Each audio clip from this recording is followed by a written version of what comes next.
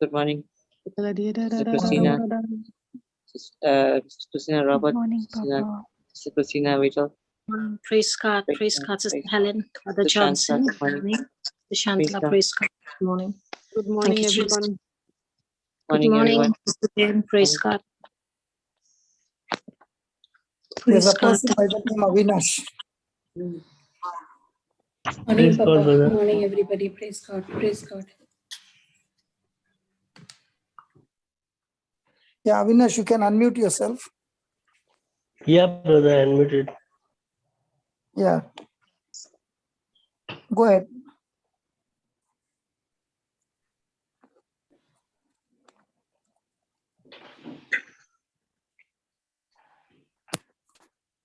Praise God, brother. Hello, I'm audible? Hello? Yes, you are. Go ahead, brother. Praise Yeah. God. Yeah, my name is Avinash Newton Rodriguez. I'm from India, and I want to share my testimony and praise the Lord for I was married in the year 2003. And after getting married, for 3 years, we had no children. We were just wanted a child. And for that, we was just worried about like why we are not getting a child. And so I and my wife visited, we went to many of the doctors. 13 doctors, we had visited the 13 doctors. And the doctors asked us to do the check ourselves, to do the normal checkup, what we have to do. And they told us, your report is normal. And they said, we don't know why, what is the reason for it. And then I and my wife decided, we said, how many years we are just going to all the doctors. So why can't we go to Jesus? He's our Lord, and the Lord only, Jesus is bigger than all the doctors. And so we started praying and asking the Lord to bless us with a child. And as Brother Johnson was preaching in the home meeting, there was a home meeting, and Brother Johnson was preaching on faith. And that time I was there for the prayer service and just praying and asking the Lord to bless us with a child. There was a sister who was sitting right behind me. She tapped me and she told me, are you Newton? I said, yes. Are you praying for a child? I said, yes. She said, I have a message for you from the Lord. The Lord is telling that your wife will conceive a child and she'll give a birth to a child in the end of year 2006. And this was given to me in the year 2005. After the prayer meeting, Brother Johnson said, whoever one can come and give a testimony. I just got up and I went and I said, I want to testify and praise God. My wife has already conceived a child in the womb. And everyone in the prayer group started clapping and praising God for this. After the prayer service, I came home. My mom, my wife, and my mom and all was upset. They said, how did you speak when nothing has happened? When there is no sort of thing that she's conceived, you just spoke and you came. Now people will just start laughing around and say, are you gone mad? And that time I knew the word of God, but I never knew which chapter, I never knew which is the verse. I just said openly that I know in Genesis, when God told Abraham, your wife is going to be blessed with a child. Abraham said that, how can she conceive at this age? And God said that nothing is impossible with God. I'm a God of possible. And the same God that has done what has blessed Abraham's wife is going to bless my wife, and she has already conceived a child.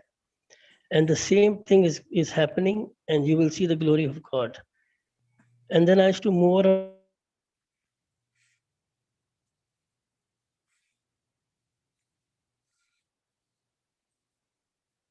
Yeah, what happened? Newton? We can't hear you.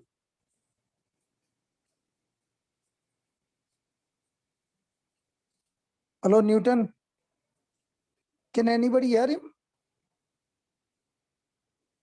No, Papa. No, Papa. We cannot hear. No, Papa, nobody can hear him. Okay, he's going to come. He's going to come. Don't worry. Praise God. Praise God. Praise God. Thank you, Jesus.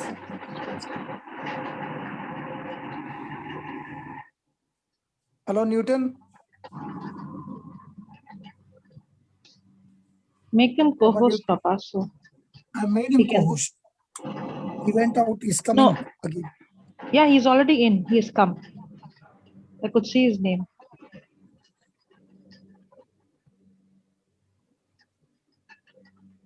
That is another Newton. Oh, okay. Sorry. He was Avinash Newton. Okay, okay.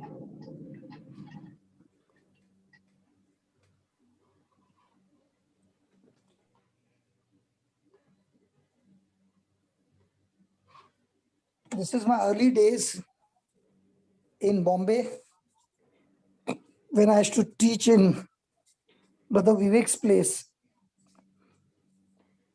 And that is where I met him.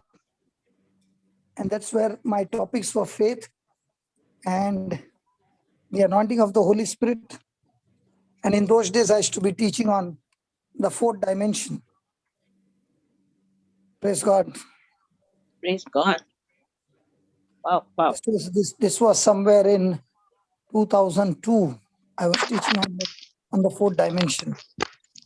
If you can see him come, just let me know, okay? Yeah, brother. Yeah, you come? Hello. Oh, Yeah, you I'm can go coming on the ahead. mobile. Can you hear me? Yeah, I can hear you. Yeah. Yeah, tell me.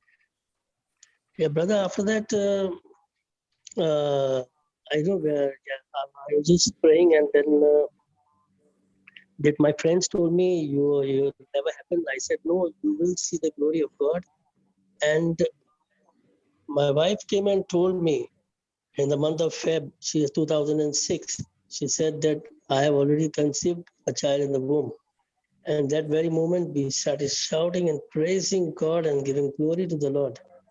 After that, when after my child was born, I used to just sing in faith. I said, Lord, I thank you. The child is in the womb. We used to go out. I used to say, come on, my child is with me, having ice cream with me. And in faith, the moment of the time of the time they go to the hospital had come. We went to the hospital. Doctor said, now we'll try for a normal delivery for the child, but can't say. As the doctors took into the delivery room, they came and told me it is very serious. We have to do a cesarean, and if you go for a normal delivery, it may cause a harm to the child or to the mother. We have to save one person. But at that very moment, I said, Doctor, no, you do the normal delivery because my God is a faithful God, and He has promised me that you will be blessed with the wife, will be blessed with the child. And I believe all will be fine, and the Lord Jesus is there with us. And after some time, the nurse comes and tells, praise God, it's a normal delivery, and baby boy is born. After my son was born, there are some neighbors who came to see him in the hospital. They looked at him and they said, he was very thin as a skeleton. They told the child will not live. In 4 days, he will die. But he was all well. He was all fine. Nothing happened to him. And then the doctor said, after my child was born, he is having less of hemoglobin in his body. He will be having all sort of sicknesses catching and holding him because his body is very weak. But I trusted in the Lord and I said, no, Lord, my son is blessed with a son and he has your hemoglobin, Lord, in him. And when the doctors do the check on him for his hemoglobin, he will have the hemoglobin higher than the normal range. And after some months, the blood test was done. Doctor got a report and he said his hemoglobin is higher than the normal range of the hemoglobin. And so I praise and thank the Lord for this blessing that He has given us of a son. And after that, my life was all fine, all good. And all of a sudden, on my right hand side of my leg, the second part of my testimony, I had a sort of a jelly type of thing that had come on my right hand side of my leg. And I went for a doctor for checkup. Doctors told me that you have to go for a surgery, a minor surgery. We doubt it is cancer. And that moment I was not very sad because I said, doctors are doubting it is cancer. It must be or no. And I was very scared of operation or take an injection on my body. So doctor told me after 2 days, you will be called to the hospital to do a small surgery, you come. And I got a call in the morning today, evening, the surgery. And I was so afraid of the surgery that I went to the Biaba with my friend and I had 6 quarters. I said, if I have some alcohol and go for the operation. I will not get scared of the needle or of the operation theater. And after having the quarter, I was all set to go in the evening. A call from the doctor comes. Doctor says operation is cancelled. You have to go on the next day. And then I was very scared. I said, Lord, I'm very scared to go for the operation now. How shall I go? So second day I was been taken for the operation. After the surgery, I came home, and on the third day, doctor said the reports have come. You are diagnosed with cancer.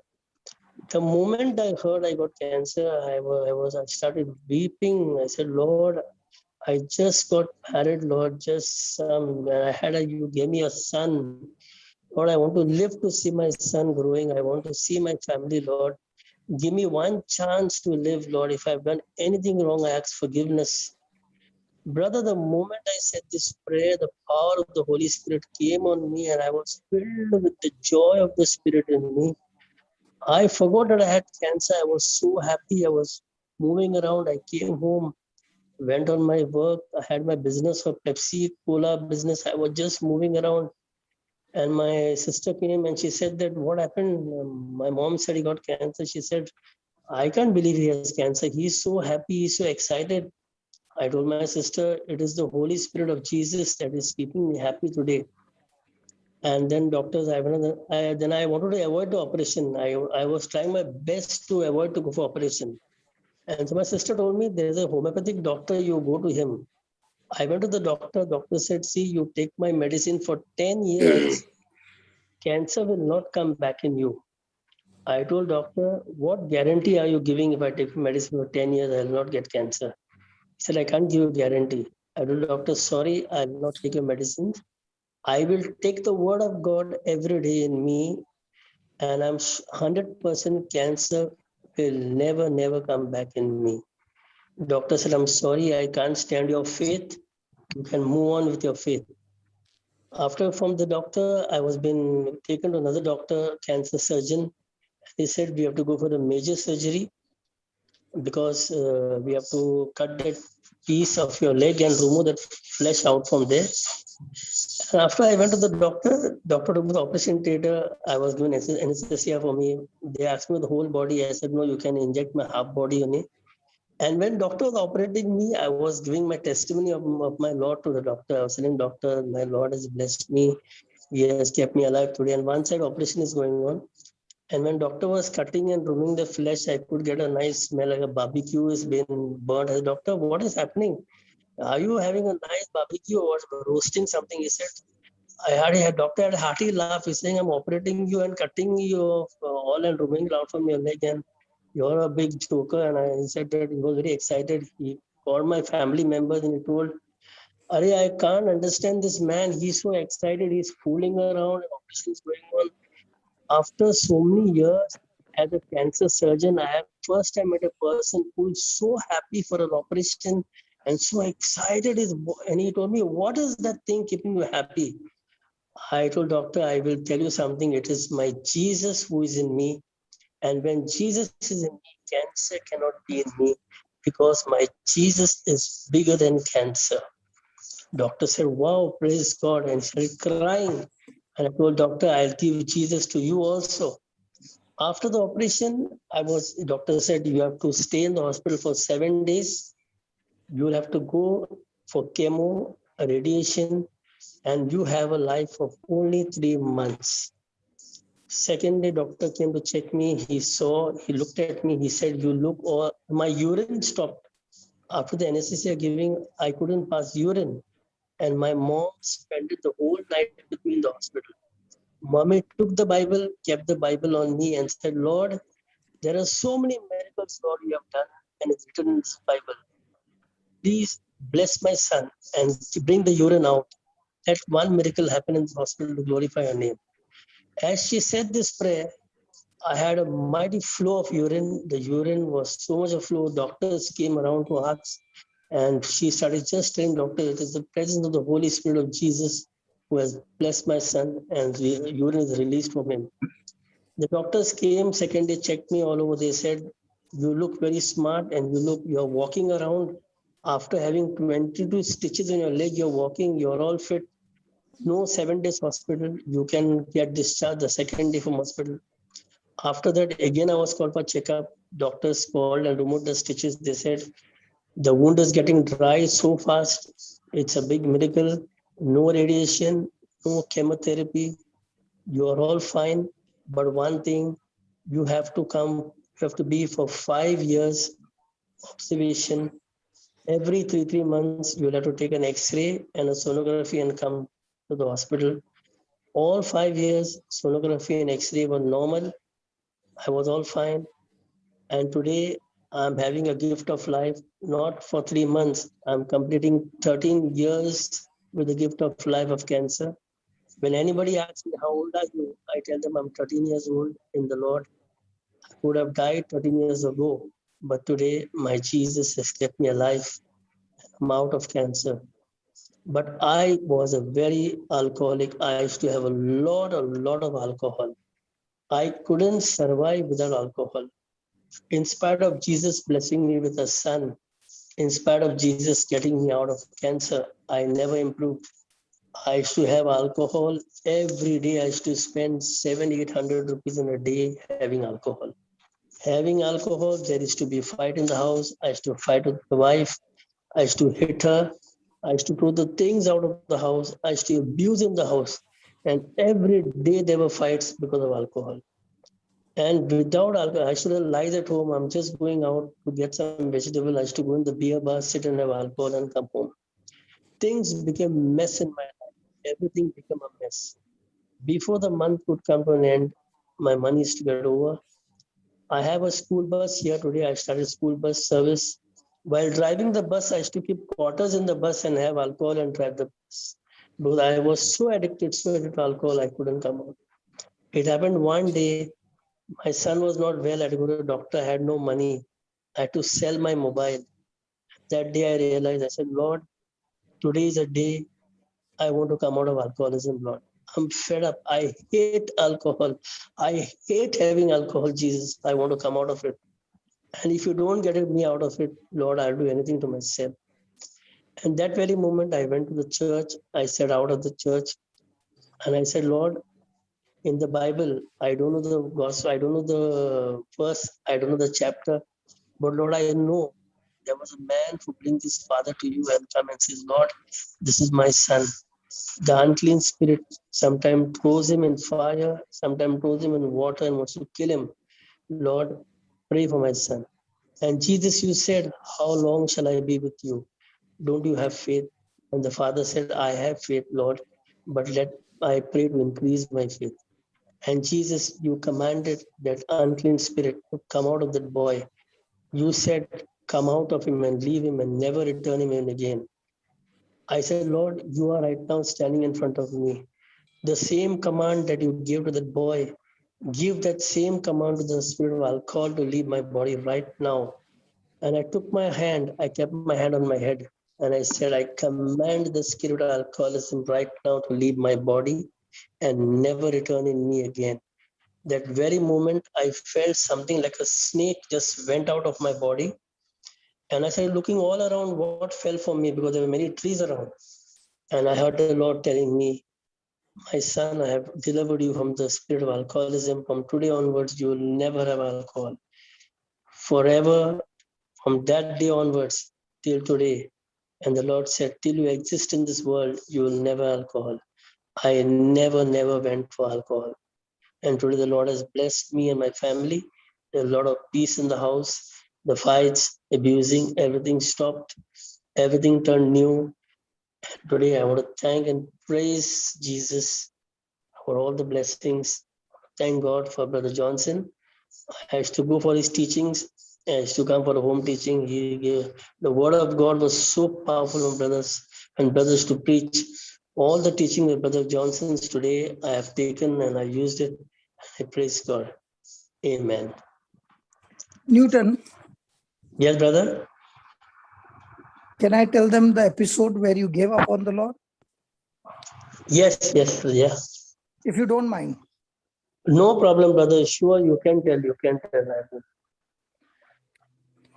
Because it's going to bless many people, brother. Brother, I'm very happy. It's going to bless. So I'm very happy if It's you going tell to I bless don't. so many people. Yes, brother. I met Newton for the first time. Newton's mom used to always pray for him. And one day he came for the service. And that day Newton gave his heart to Jesus. It so happened that he would talk to me all the time. And in no time, Newton was out of many things. Many, many things. And Newton became a very clean boy. He would come week after week. And all of a sudden he stopped. When he stopped, I began to ask my brother Vivek, I don't see our brother Newton now. I remember you had Pepsi that time. Yes, brother. So I met you on the road. And I said, brother, what happened to you? Why are you not coming? So what's the use of coming here? Anyway, I'm going to hell. So why not I enjoy my life and go to hell? And I asked you, can you tell me why are you thinking that you're going to hell after you have received Jesus? And you told me a story that you had called some preacher whom I know to your house. And when the preacher came to your house, looking at your background, what you were doing, he said there are demons in your house. You remember? Yes, brother. Right. Yes. I've not forgotten, sweetheart. I've not forgotten. This was It's somewhere true, in brother. 2002, 2001, Yeah. 2001. Okay? Yeah. This after 20 years, this story is coming up. Yes, brother. And this brother said, Newton, the kind of life you have lived, it's impossible for you to get your forgiveness. There are only demons in your house. Brother, tell me, brother, you said, if I'm going to hell, believe me, brother, for the last 3 months, I've lived clean. I've not touched anything. I've given up everything. Then why God is still showing the preacher that I've got demons in my house? And why is it that I will still go to hell?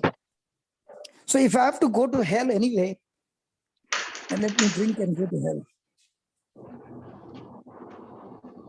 And I told you, brother, I'm busy for this day.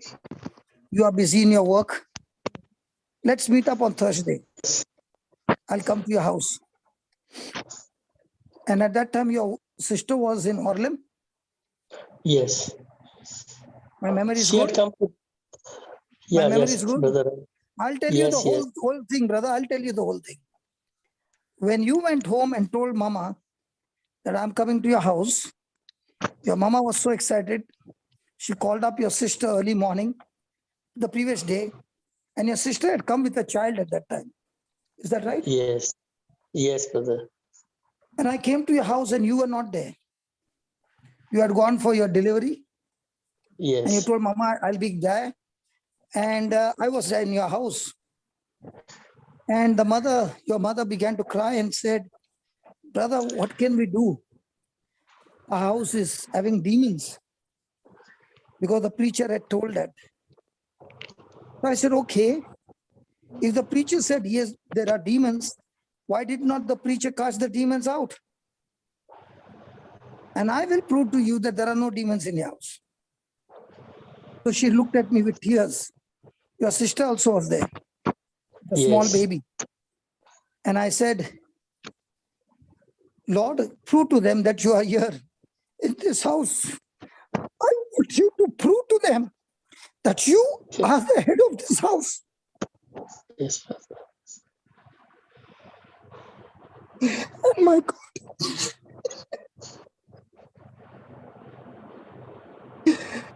And my God, the anointing hit both of them.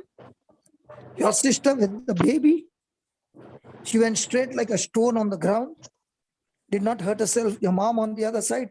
And now I did not Yes. know what to do. The door is open. Two ladies are lying down.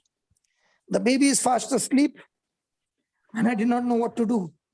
I can't leave the house. I can't do anything. And I sat down there and they would not get up. 30 minutes went by. And you walked in. And you saw your mom and your sister down on the floor. And you asked me what happened. I said, brother, if there are demons in your house, how come your mom and sister are filled with the Holy Spirit, brother? And he said, what? I said, yeah, there's Holy Spirit in your house, brother. And then you also experienced the power of God. And you were all crying and rejoicing because God had proved his word that he's a living God. And then after some time, our meeting got stopped. The people were coming from 30 kilometers, 40 kilometers far away to receive the word. And, God's work was going in a powerful way, and then it was stopped. Then I had to move my place to another place, and we lost touch with each other.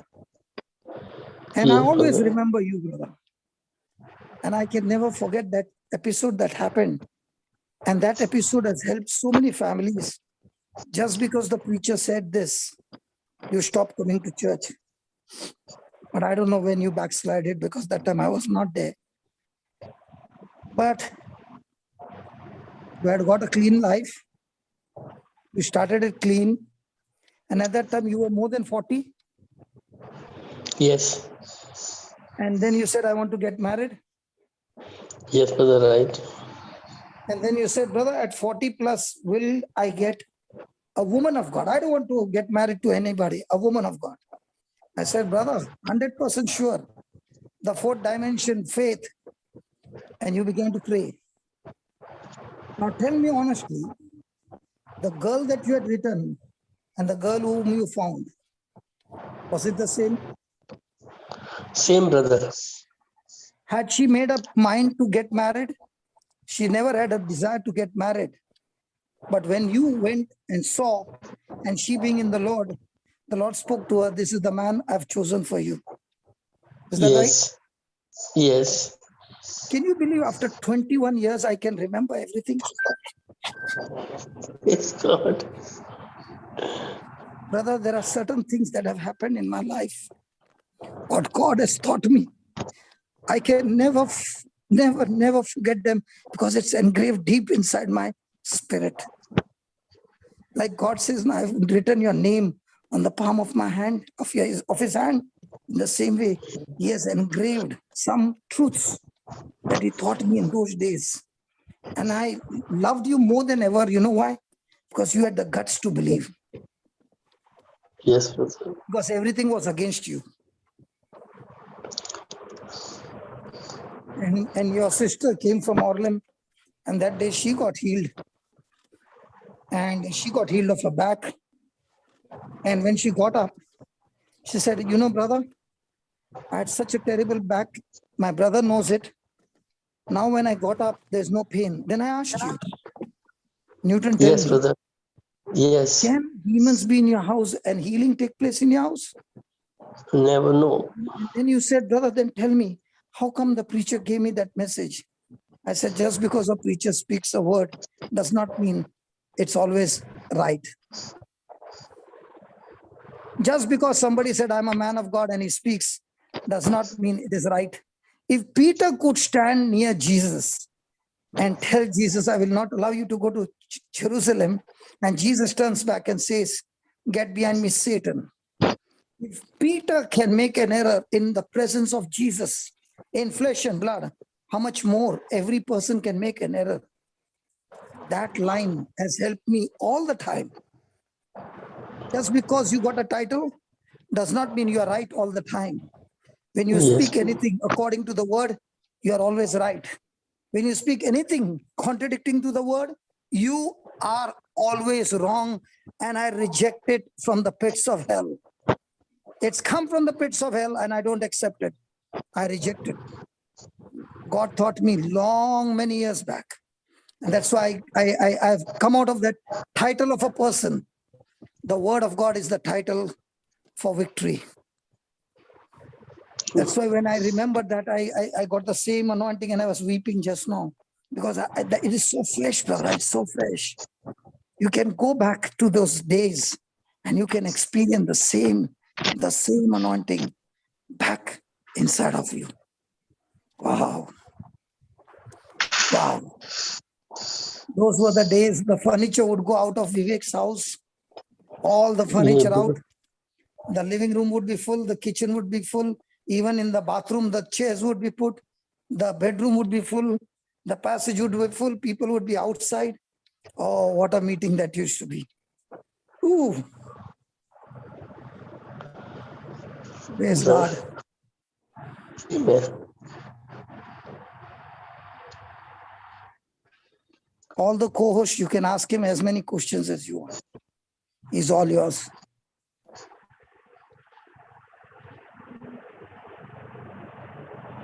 Wow, Brother Vivek, Brother Ash Newton, your Yes. testimony is awesome. I just love it when you quickly were able to grasp what you were taught and applied it immediately. That kind of anointing. Your mind was so receptive towards what was being taught, and you kept the faith. We were talking. We are always thought about the 4 different type of soil, and yours is like immediately. It was not a. It went straight to the fertile heart, and of course later what Papa was sharing is that later you also fell out of it because of the wrong teaching. Today we learn that whenever we get connected to the teaching here, many people, we always get deep-rooted first in the teaching here before we go and listen to another. But I like the testimony of that cancer that you were having. It reminded me of you said that there was fear in you because you didn't like operation and all those stuff. You reminded me of my own experience as well. I had so much of fear. I did not want to go for any chemo. That fear surged, sort of like spiked the faith in such a level that I went to God and said 2 things. You either take me, or if I'm going to be here, then you remove this, that kind of stuff. But this is so beautiful. But what you have done is speaking out of faith, even though you were afraid, yet you went through the surgery, and during the surgery you were making apostles of the doctor. That is so awesome. I like the way you made the doctor laugh and make him understand that Jesus, the Jesus in you is far greater and than cancer, and cancer is nothing to you. You made that become so minute in your mind that eventually it was no longer there, right? Am I saying the right thing? Yes, brother, right. Yeah. Today The I'm process- completing 13 years. Sorry? 13 years of the gift of life. 13 years.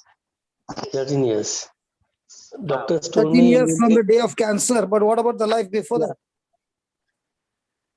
before that also, brother, it was very good. The Lord blessed me. Yeah, Before so why cancer are you also. counting 13 years? You are born again somewhere in 2001, 2002. Just because you Yes. backslide, it doesn't mean that God did not give you heaven. Yes. You were married in which year? 2006, 4, 3? 2003. Yeah. And we met at 2001. Yes. So Brother 2 years told me for your not to dream to go. get the girl married to you. Yeah, brother. It took 2 years for you to get the girl that you had put the desire before God to get married to. Yeah, it took 2 years. And she Because was I in the met her. charismatic, right? Yes. And you got a girl who was in the word, right? And brother, today also we both are in the world. Today she also, from the time when I got married I never thought I would get a girl who's in the Lord.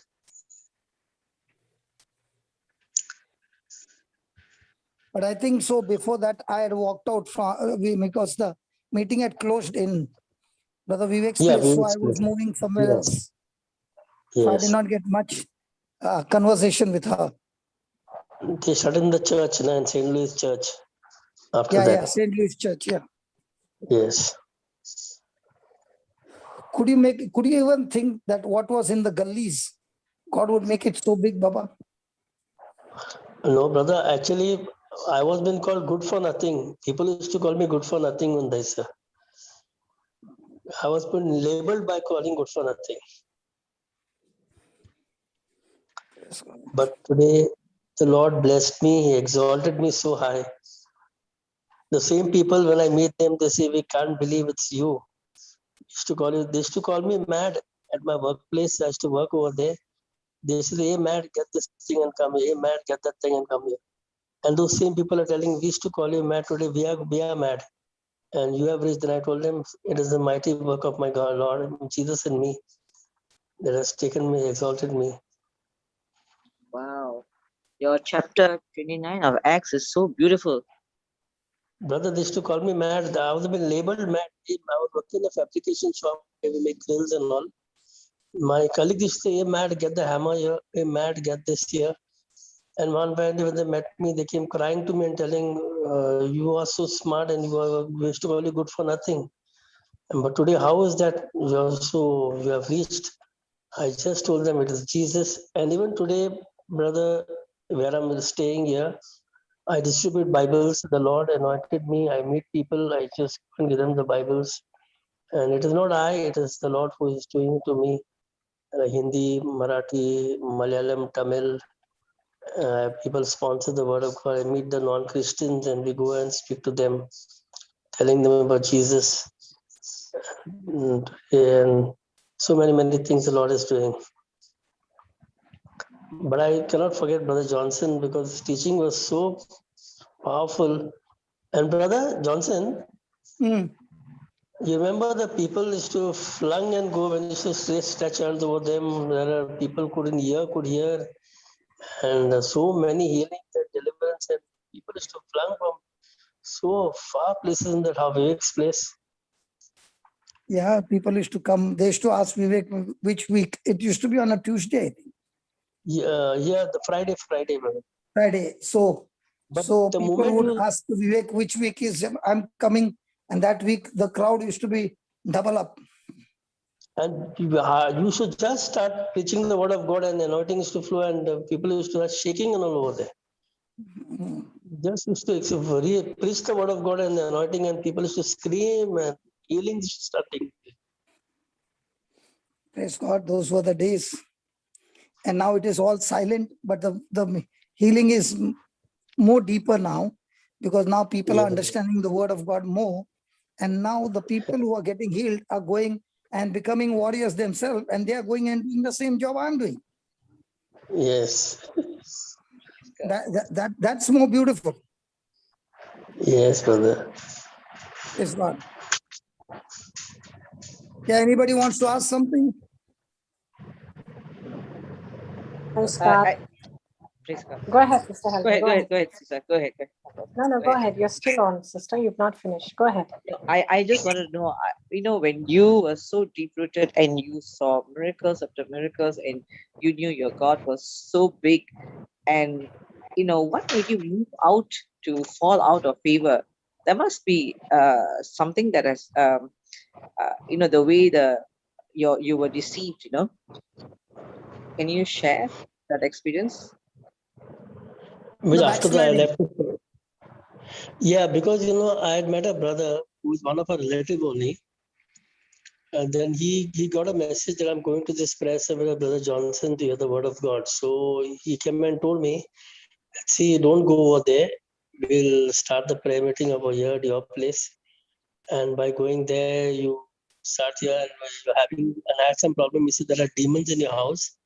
And we wanted to sell a property. I wanted to get rid of my property. He said, there is a sort of a demon over here in your house and you can't sell. It's stopping the hold of getting sale of your property. And that moment I lost my faith. I said, going for prayers at that Vivek's place is of no use. He told me, don't go there. You are just wasting your time. You come here, and that I lost my faith. I felt he's telling me the right, because my property was not getting sold. So I felt it is the right thing, and I stopped attending prayer service at Vivek's place. So even though you saw miracles taking place over when you heard the word, when you listened to the word, you knew God was big, but yet when a person said something, you were deceived immediately. Yes, immediately I was deceived. Because that is where the prophecy, people who go after prophecy, most of them, you'll see them in the pit. Yeah. Most of them.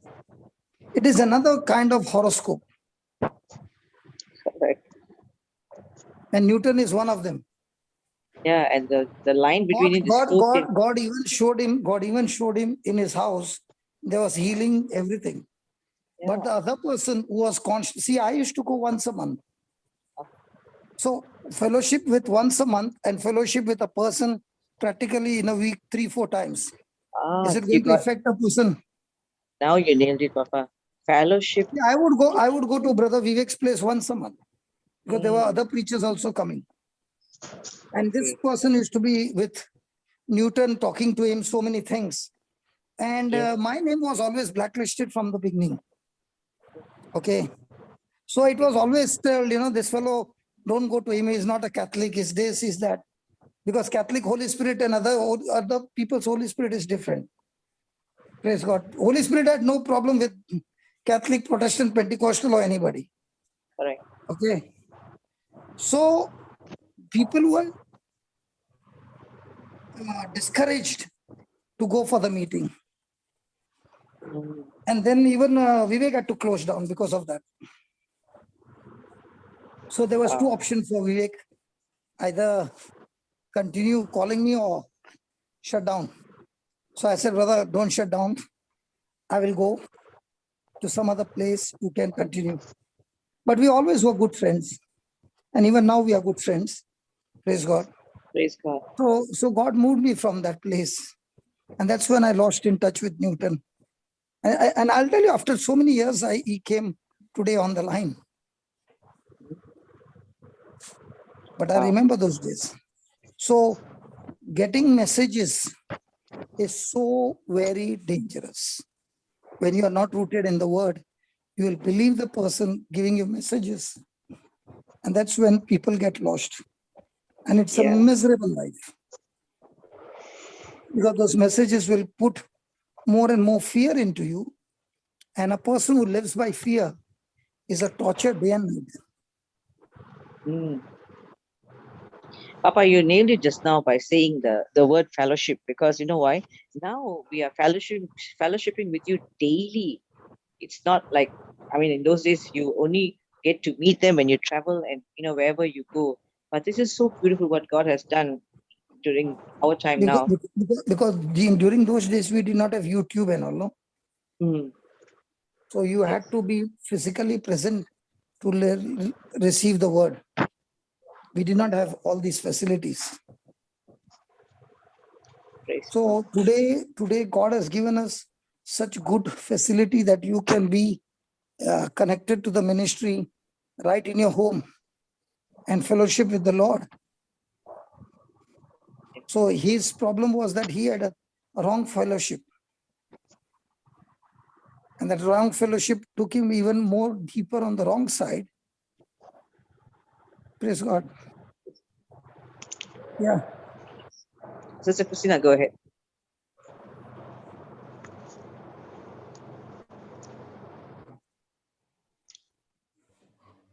Sister Christina, you wanted to say something? Go ahead, please. Yeah, praise God. Praise God, sister. Brother Linus was wanting to do it. Praise God. Go ahead, brother. Thank you, Jesus. Praise God. Thank you, Jesus. Praise God, brother. Good morning, Brother Johnson. Good morning, everyone. Praise God. Thank you, Jesus. Good morning. Praise God. One of the wisdom keys, okay, that I could see here is never stay in an environment that magnifies your weakness. So, brother, Brother Newton. Yeah, Praise God, brother. Now, praise God. you know, when you actually listened to Brother Johnson's preaching for the first time, you know, you just mentioned that, you know, how excited, how good Brother Johnson's preaching was and all that. So, as Sister Helen was saying, what do you think, according to you, you know, it's because he was not there for some time. After that, he had to leave. So, what led you to backslide? What was the reason that led you to backslide? Because this is what can happen even to anybody who's coming today. And if they have not been led or not been fellowshipping, you know, with the right people, then they can also backslide. So for the benefit of everyone, explain to me what happened during that period, you know, after brother had to leave, and you couldn't actually get to, you know, go for the meetings. This man who gave me the word was my relative. And so he used to be in the word. And I was in touch with him. He was just staying near my house. And he brought me to the word of God, and he brought me so deep in the word. First, I liked his talking. He used to tell me the word of God, explain to me. I was very impressed with him.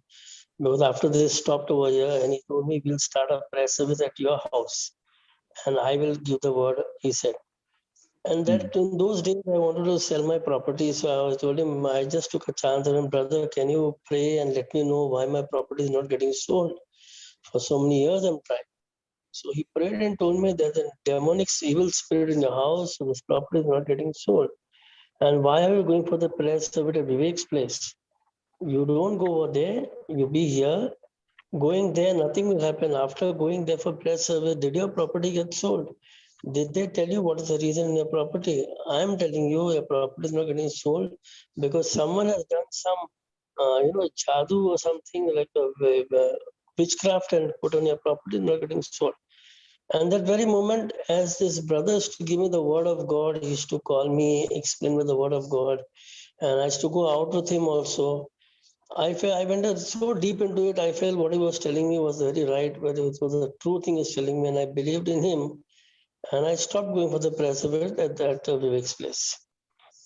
I said, no, whatever the brother told is true. And I started following him. And that's what I got saved, and I came out of that. Brother Okay, Linus, so, Brother yes, Linus, yes, no, I would not be giving messages, yeah, okay? yes, But I would be giving the word and there would be healing. But when people would ask me the messages, I would say that what I preach to you is the message. That yes, people don't like it, you see. yes, If I have to give them some message, some prophecy, something, people like it. But this man is giving message. Okay. So yeah, I wanted them not to be moment, not come after me because of messages, but they should go after the word of God and build their life on the word of God. Whereas this brother who he is talking about, there would be never a healing in his preaching. Okay. But he would give a lot of messages. So people would stand in a queue for messages. In my this thing, I would not be like that. I would say, you all full 8-10 people hold hands. And I would only not even touch them. And they would go flying. So for me, it was more on the word, and from the word, the anointing coming in. Whereas the other person, there was no signs, wonders, but he had a lot of messages to give. So he had a crowd of messages. I had the crowd of the word of God. So And that's brother, what. And I used to come once a month because I was going all over Bombay. I did not have time. So I would give only once a month. Sometimes Vivek would call me twice a month. But he being close to his house, and whatever is repeated again and again, the person will start believing because it's repeated again and again. That's how man is designed by God. In the same way, if you repeat the same word of God again and again and again, you will see the same miracle happening. I even tell you on the videos, like for example, miracles and healings, what we have on the YouTube, you'll yeah, start watching a particular healing which fascinates you. which attracts you. You listen, you watch it every day. Okay? Now, when you're watching it every day, you are making a video. You are making an imagination. You will watch and we will see it. And that day will come when you will have an opportunity to practice the same thing, and it will manifest instantly. Why? Because what you are watching is taking is a seed that is getting planted in the spiritual realm. Amen. So when you're watching the same video of healings, and the same word, you have written it and you're speaking it over and over again every day. Okay, you are building up your spiritual muscles to exercise your faith. Praise God. So it begins to manifest.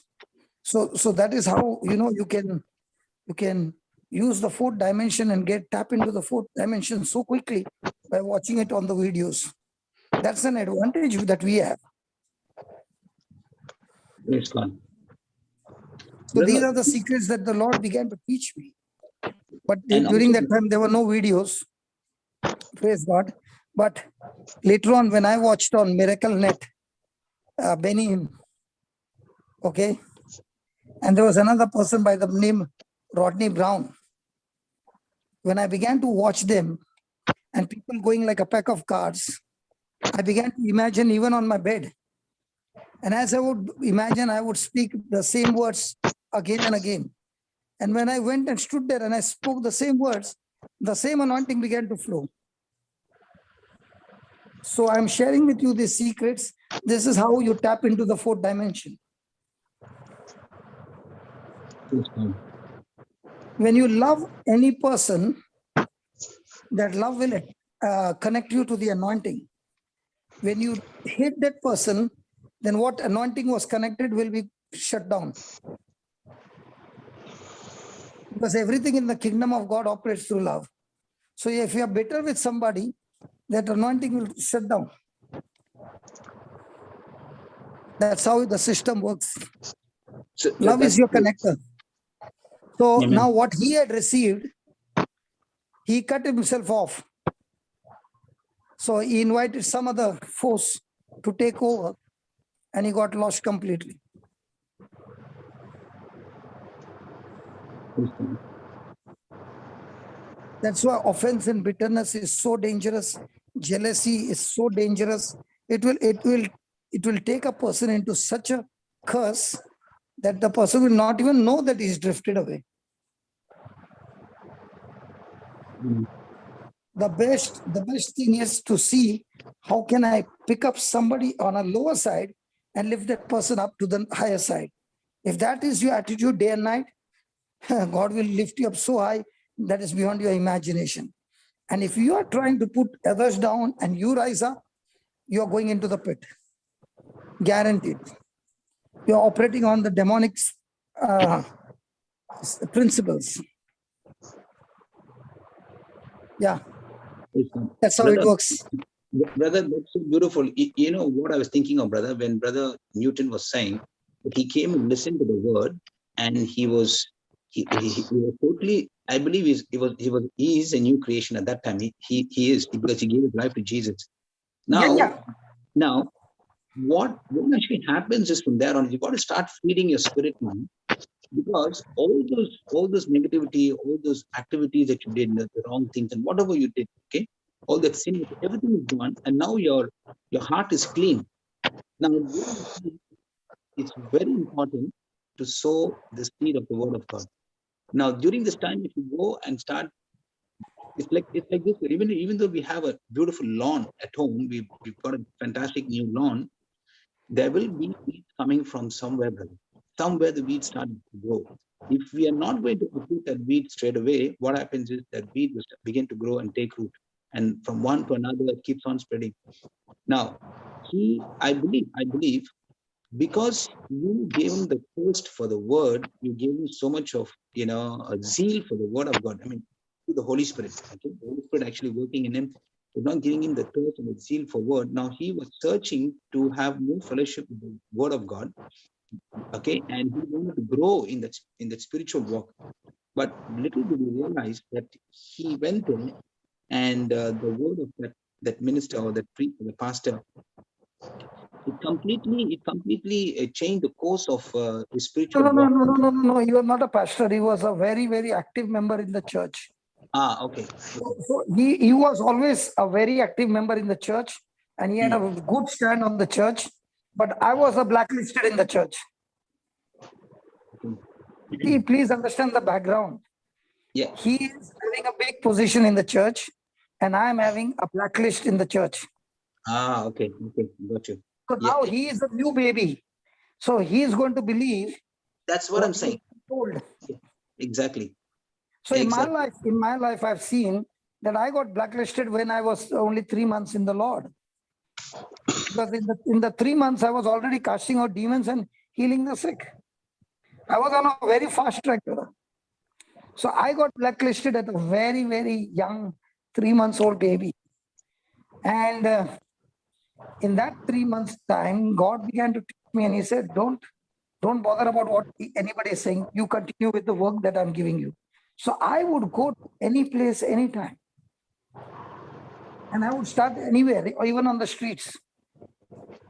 I'll give you an example. Once there was a meeting. We would have it at Pope Paul Hall in Mary Immaculate Church. And at that time I was blacklisted, so I would only go and attend. And people would come from far distance, brother.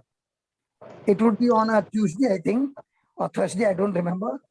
And I would attend there, and I would be putting the chairs. Okay?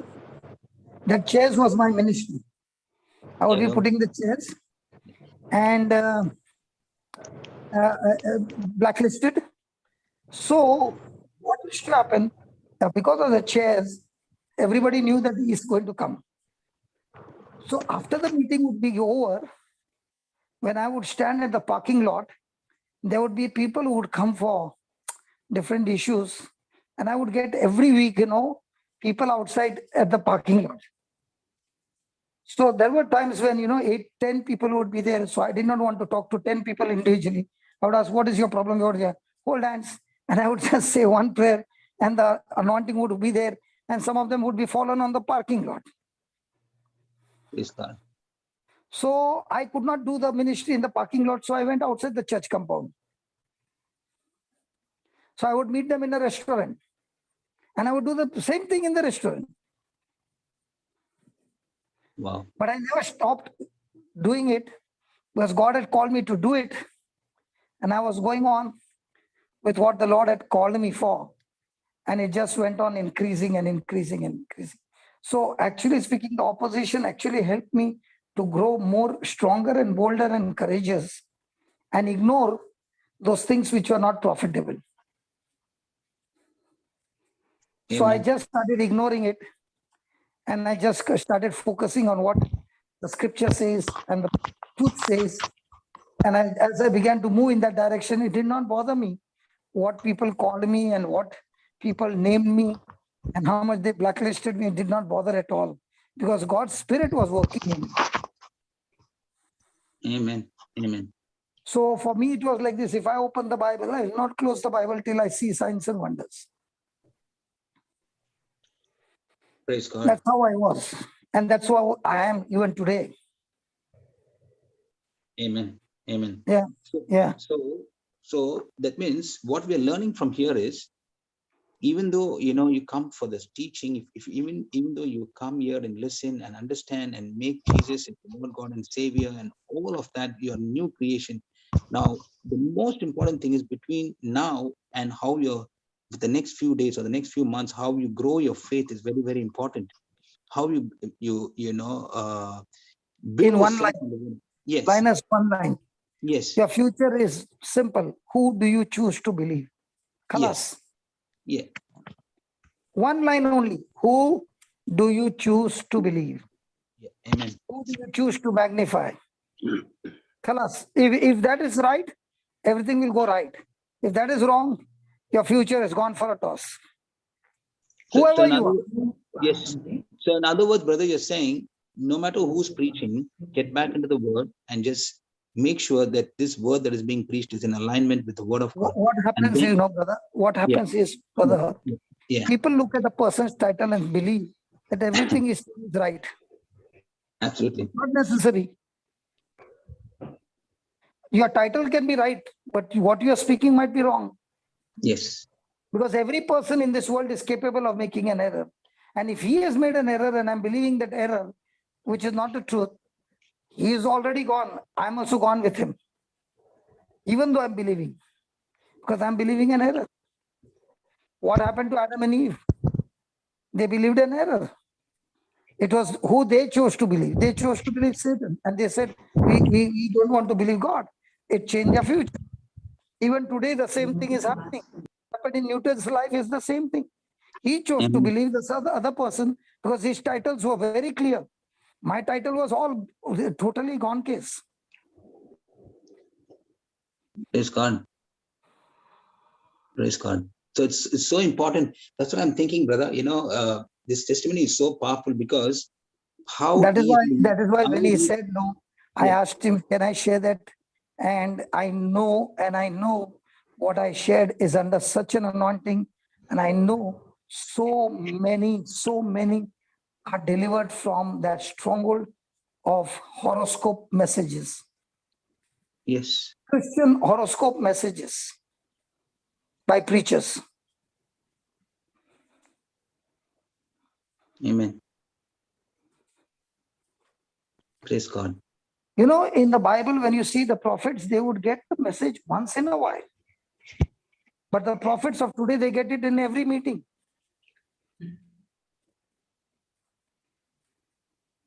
Amen. And I want to say, if a prophet is giving them a message, I want to see his own personal life. Why is his life messed up?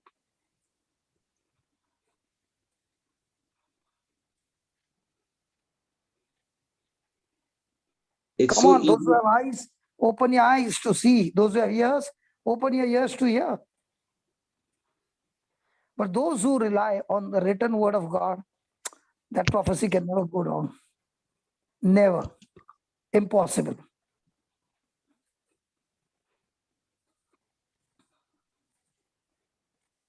Amen. Praise God. So who do you choose to believe? That's your future. What do you choose to remember? That's your future. What do you choose to magnify? That's your future. Where is your focus? That's your future. What are you Amen. thinking? That's your future. You don't need somebody to give you a horoscope message. This itself will decide which direction you are moving.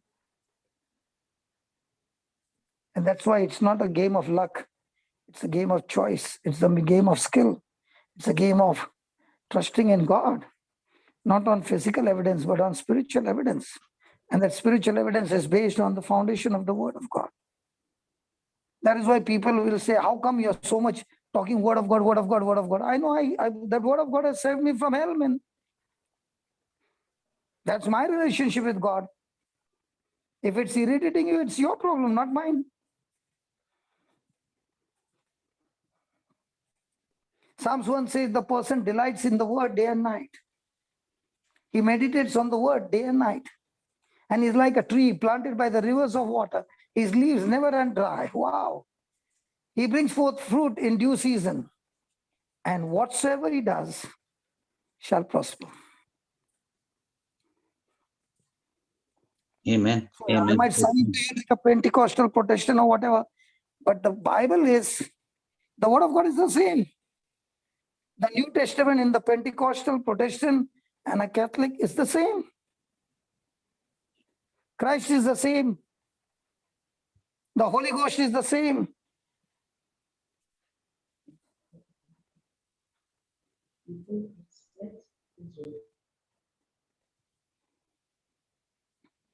Praise God. And when you build a house on the rock, Jesus said, when you build the house, that you are a doer of the word, the flood will come, the rain will come, The wind will come and beat the house, but the house will still stand. Another person is going to church every day, praying every day, fasting, doing everything, but not doing what the word of God is saying. Jesus said his house will surely fall. So none of those things qualify you. Neither your title, neither who you are, what you are, nothing qualifies.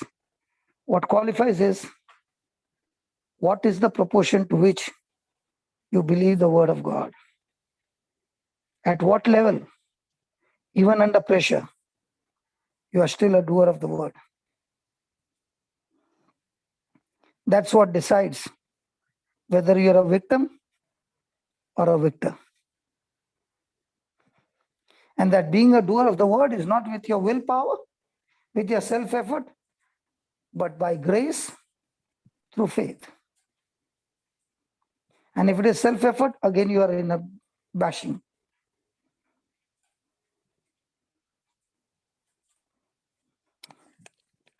Amen. And that's how it works. I said that's Amen. how it works. Brother, what also I understand from this testimony, brother, is once that negative or the wrong information came into the mind, now so now to unlock that or to take that out is like a lot of hard work has to go into that now. Definitely. You know what I'm saying? So that's what happened. See, so, you know, in 2013 when you came, brother, and when you left, you know, in 2017 you came back in 4 years. You know, the way you planted that seed in my heart and the way you opened up the word, I was so hungry. I'm just trying to relate Brother Newton's, you know, testimony to my own testimony. And I was also running, brother, to you know, but praise be to God. Thank God I got the right people, you know, where I was able to, you know, continue with what you taught me. And you know, also would have gone to messages, no? Sorry? You also would have gone to get messages, no? Absolutely. And there are places that I had been to, okay, you know, because I love to see. Don't name the places, please. No, I'm not naming the places, but I'm saying there are places that I've been to where the message keeps coming, brother. The mess that and what people come. I mean, look, I've heard people say this. They come only to receive that part of the you know, the whole sermon or the whole you know, service, where there's going to be a message for that person. They're waiting for them to call out the name, or maybe something that they're going to, you know, listen so that it'll be pertain to their situation, and that's what they come for. I've actually, you know, in fact, spoken to a few that they've said that, oh, this is so beautiful, this, you must come for this, you know, and you know, so powerful, and you must come and listen to the message, and you know, things can happen, you know, you can even call your name and things like that, you know. So, you know, you can get carried away. I'm not, what I'm saying here, brother, you can get carried away with such things rather than, you know, sticking onto the word, because it's the word, okay, it's a sure prophecy, okay, than any other, you know, message that keeps coming. And I believe the word, and I believe, you know, that this is why we can tend to make you know, a big mistake and depend and make that as an idol. If you make that as an idol, now that's where you can go down, because one day you receive the message, you'll be in high spirits, next day you don't receive the message, that's it. It's going to actually, you know, be so detrimental in your faith. I'm saying God spoke to the prophet as Isaiah, go and tell King Hezekiah he's going to die in 3 days. Okay? Yeah. Now that was a prophecy from God. Hezekiah turned his face to the wall and began to repent. Yeah. God saw his repentance, and before Isaiah could come out of the court, God spoke to Isaiah and say, go and tell Hezekiah, I'm going to increase his life by 15 years. So might be there is a prophecy which is wrong, but that doesn't mean it will come to pass. We can turn it around.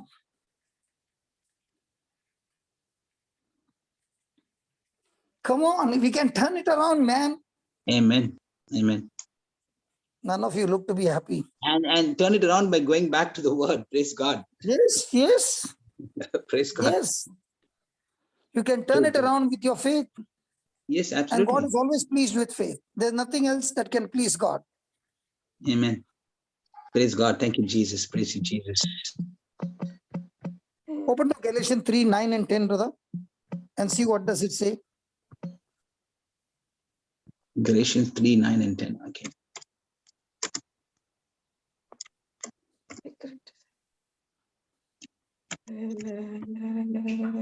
It's on the screen? Yes, it is on the screen. Thanks, sister. Thank you.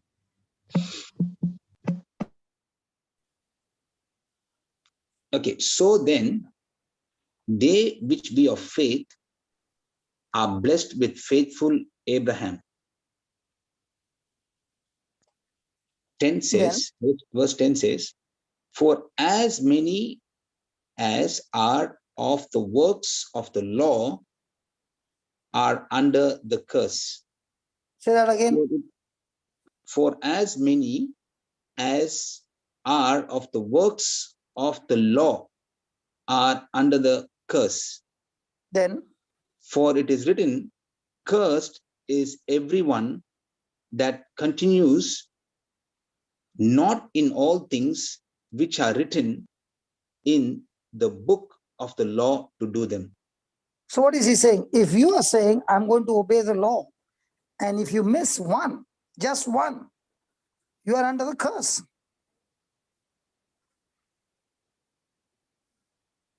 So he's comparing the two. Abraham was far ahead than Moses. Moses came after Abraham. Yes. Abraham, his relationship with God was not under the law. It was under faith, under relationship of love. And that's why, even though Abraham made so many blunders, God still blessed him. But when Moses came, God gave the people of Israel the law. Why did he give the law? To show man how miserable he is. Okay. And that he needs a savior. Yes. And he himself, by obeying the law, can never make it to heaven, because no man can keep the law.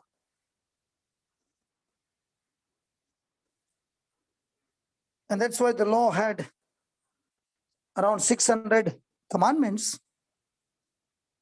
And even if you put all your effort to try to do something, that cannot be done. What cannot be done? Keeping all the law. Then, by default, you are putting yourself under the curse. So you mean to say the law was unholy? No. The law was not given to make us holy, but the law was given to make us realize that we are incapable of keeping the law. So what did the law do? The law pointed us to Jesus, who was the only one who could keep the law. So under the law, what is there? Self-effort is required. Under grace, what is required? Faith in Christ is required. Now, how many people live under the law? And how many people live by believing in faith in Christ's work on the cross? Even today, many of them, in spite of coming to the breakfast, they are still under the law.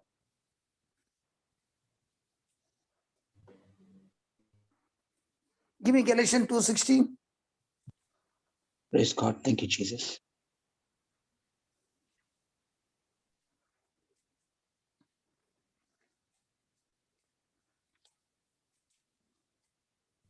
Yes, Baba, do you want me to read? Yeah, read, Shadala, read. Knowing that a man is not justified by the works of the law. Stop.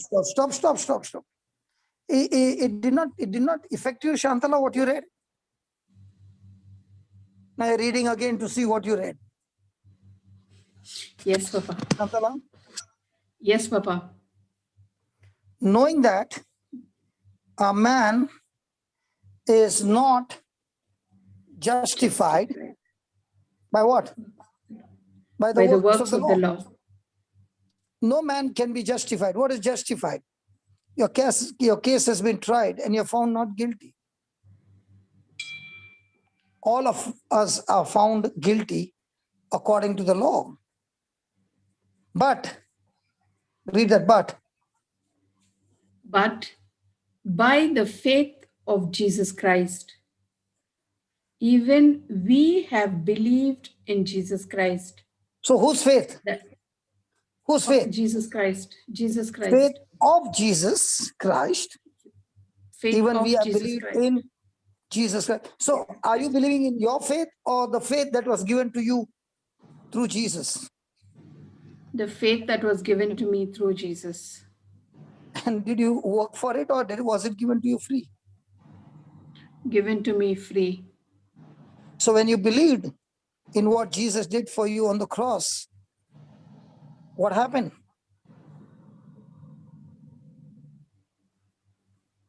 I'm justified. We received. That we might be justified by the faith of Christ.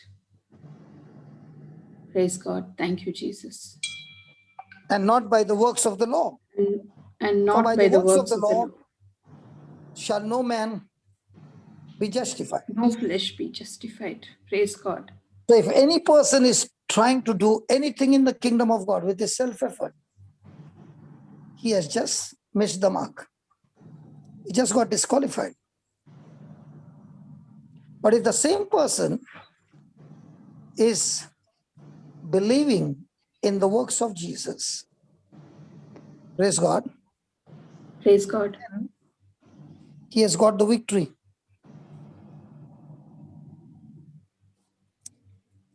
Now, how did I get the anointing? By believing in the promise. How are you casting out demons? By believing in the promise. How are you healing the sick? By believing in the promise. How did you get Abraham's blessing? By believing in Jesus. How did you get rid of curse? By believing in Jesus. How did he enter into his rest? By believing in Jesus, his word. So under the law, Deuteronomy 28, if you obey, you shall be blessed. If you disobey, you shall be cursed. New covenant, Ephesians 1:3. Blessed be God and Father of our Lord Jesus Christ, who has, not will, has blessed some, not some, us all, with all spiritual blessings, not some, all spiritual blessings. Where? In the heavenlies. How? Through Christ Jesus. So am I blessed because I did something good, or am I blessed because Jesus did good for me?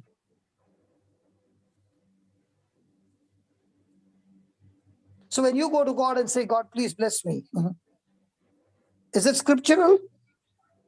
No. Or you go to God and say, thank you, Lord, for Ephesians 1:3.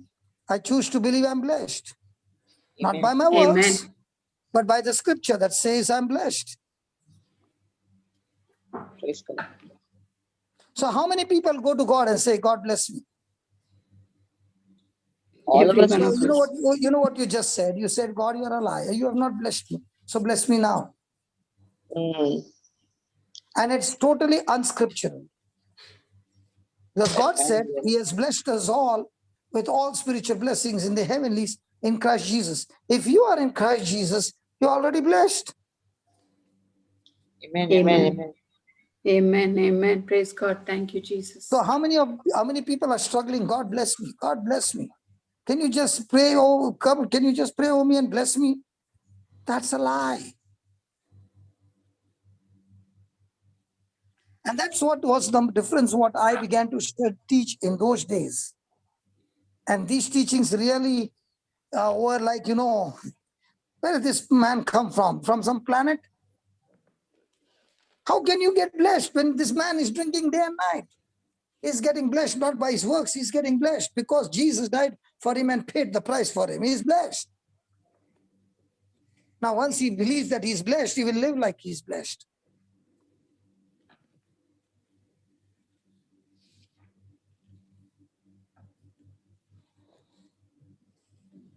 So Jesus, not the works of the law, is the reason why we can be blessed and we are blessed in Christ. Praise God. Praise God. You know, when you teach these things, the flesh starts screaming. Self-effort starts screaming. You know why? Because the very nature of man is pride. He always wants to boast, I did it. I went and I did this and I did that and I did that. And when he's taking credit for what he does, he feels good. But when it comes to the gospel, man is doing nothing. Everything is given to him. And what is given to him is not what he deserves. What is given to him is what he doesn't even deserve. And that's why there is absolutely zero boasting in the kingdom of God when it comes to man. And that's what irritates man. But a person who understands the love of Christ is saying, thank you, Lord, I don't need to do anything. Everything you have done, I believe it. And because I believe it, and what is belief? Action corresponding to the message. And when people look at the action, they say, now I know you believe. Like in Melbourne, this is one thing I tried in Melbourne. I said, this man is deaf. How many of you believe God can heal him? All hands were up. How many of you believe that God has anointed us to be healed? All hands went up. Now I said, all those who lifted your hands, come out and heal him. So what kind of belief was that?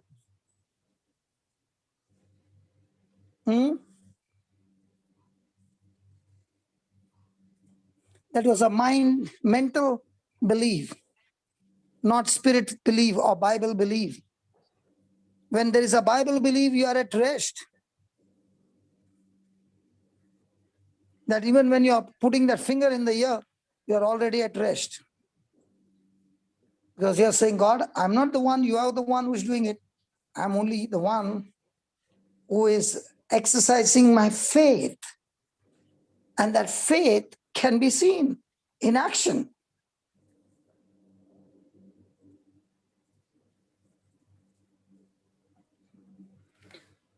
Praise God. Read Hebrews 4:10.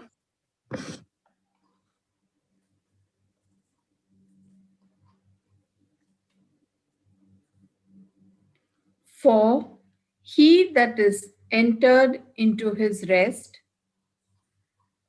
he also hath ceased from his own works, as God did from his. Why did God cease from his work? Because whatever had to be accomplished, he had already finished. There was nothing left now. So there was nothing left. So he had no other option to rest. In the same way, in our life, whatever had to be accomplished has already been accomplished by Jesus on the cross. It has been done. And he said, it is finished. So what's our job now? To believe To in his believe. finished works. And in his finished work. So when you believe in his finished work, you are at what? Rest. Rest. And when you don't believe, you are worried. Have you ever seen anybody worried? Yes, Papa. Yeah. Myself. When you're worried, you are at rest or totally unrest. Totally unrest. And what is your heart rate now? Very high. What is your patience rate now? Very low. What is your patience rate now? When there is worry, it is low, no? No patience. What will be the anger?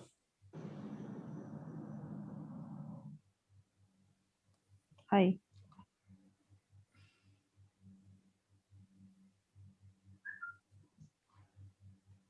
So every day, what is our labor? Is our labor to get a miracle or is our labor to enter into his rest? To enter into his rest. I'll give you an example. Years back, I had 2 lumps under my feet. Okay. And I could barely walk. Okay.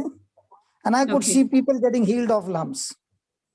And I never got healed of lump. Praise God. For 7 months. And I would go from place to place in that pain. That pain would say, you're not healed. I would say to that pain, that's what you think. Because I'm healed, I'm walking. Otherwise, I would have been sleeping. Praise God. If I believe I'm healed, will I be sitting over doing the work that I'm healthy? Hello?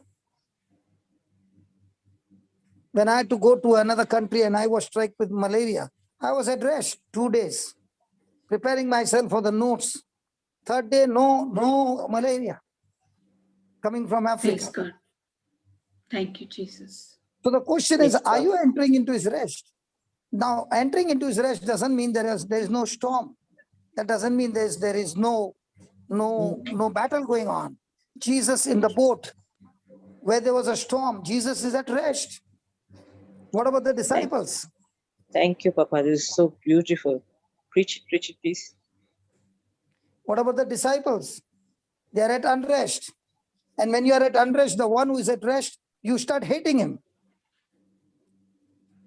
Because when somebody comes and tells you how bad the situation is, and you're quiet and you're at peace, they begin to feel that you're useless. There's nothing going in your head. You're not even responsible, man. Show some worry, man. Show some stress, man. Show some emotions, man.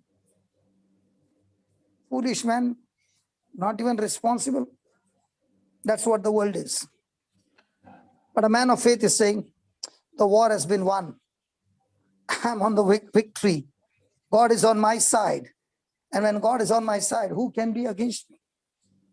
God is fighting my battle. How do you know God is on your side? I know God is on my side because Jesus took my place on the cross. The very reason that God could be against me, Jesus took all those things on the cross for me and nailed it on the cross for me. And he said, it is finished, son. I've taken it for you. Now, with the blood that I've bled, now that you have repented, and now that you are believing in me, and you're living on my word, it is finished. Be at rest. Inherit. Don't sweat for it. Inherit. I said, don't sweat for it. Inherit. Amen. Wow. Amen. Thank you, Papa. This is so beautiful. Even though we are at rest, that doesn't mean there's no storm. Oh, this is a very beautiful understanding. And we just have to inherit. And the best part is, even in the midst of storm, you are at rest. You know one thing for sure. God can never go against you because Jesus paid the price for yesterday, today, and forever. Everything that you have done wrong and will do wrong, he has already paid the price, and God is on your side forever. Amen. Amen. Amen. Thank you, Jesus. When the prodigal son came back, Jesus presented his father, not of the Old Testament, but of the New Testament. Praise God. Praise God. Thank you. Thank you, Papa. Thank you for preaching this. Awesome. And it was the problem with the elder brother who was in the house of his father, who had selfishness and jealousy, that everybody thought the elder brother is the real good fellow. He was the biggest crook. He did not change till the end. God knows whether he changed. And if he did not change, he went to hell. The prodigal son went to heaven. Woo! Oh, yes. Amen. So those who are with self-effort will end up in hell.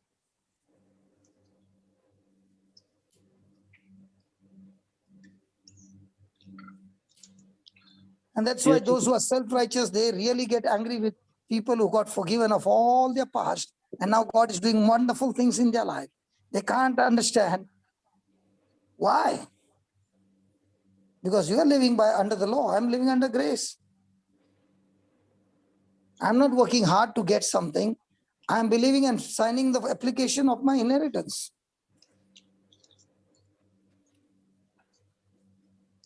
What Jesus did for me is my inheritance. What I did was demanding me to go to the prison. And Jesus went to the prison when he was buried for 3 days. And the prison could not hold him. He came out of the prison victorious with his resurrection. And when he came out, I came out with him. Amen. Wow. Amen. Praise God. Thank you, Jesus. Thank you, Jesus. And Satan could not understand that.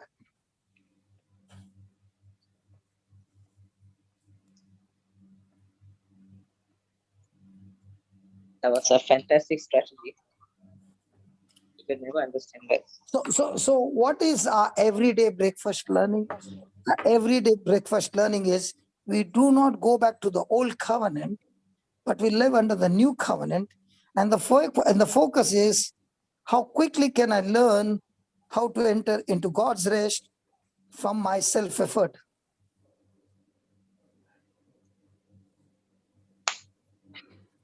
How quickly can I change that? Immediately, as soon as you realize. It's a The labor. truth sets you free. The truth As soon sets as you you free only understand when the you truth, apply the the truth truth. sets you free. The truth Yes. sets you free only when you apply it. Not Yes, by the default, choice. not by automatic. Yes, that's a choice we make every moment. Choosing to believe, choosing to believe. So no self-effort. Yes, no self-effort. So you mean to say there's no labor?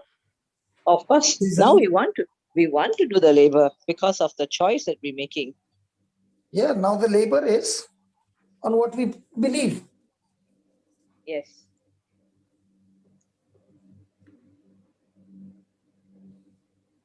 Now the labor becomes even beautiful. It's worth every moment. It's worth every day. That's why we are sitting every day in fellowship. Papa, last time you used to only fellowship once a day. I don't sorry, twice a day. One is breakfast, Melbourne breakfast, and the other one is global. But now you're fellowshipping, like you're giving us every meal, even desserts, even tea, even whatever supper, everything you're giving.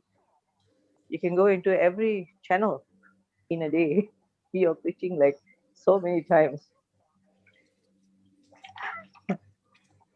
You are assuring again and again and again the word of God is so alive and true, and it's a belief system, it's a belief system, it's a belief system. And the fourth dimension, how we need to speak what we desire, how we need to believe, how we need to imagine. Wow. Thank you so much. This is an awesome teaching. This is what we need daily. And today you gave me something that I was asking the Lord an answer.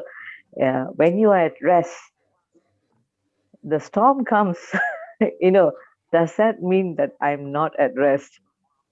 But today you should, even though I'm at rest, the storm comes, but I know how to be in confidence with the Lord.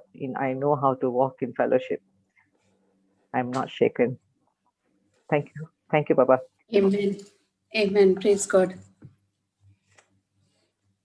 Praise God. Papa, I have a question. Yeah. Hello? Not on this, but on that Gethsemane, Papa. You always, I mean, this question has been there in my mind for quite some time. Listen, if when it is not this topic, I don't want to divert from this topic. Please, you can keep that question for some other day. If you got any Okay. question on this topic, what we are learning, let's stick to the topic. Okay. I'm not going out of this topic, please. Okay, Papa.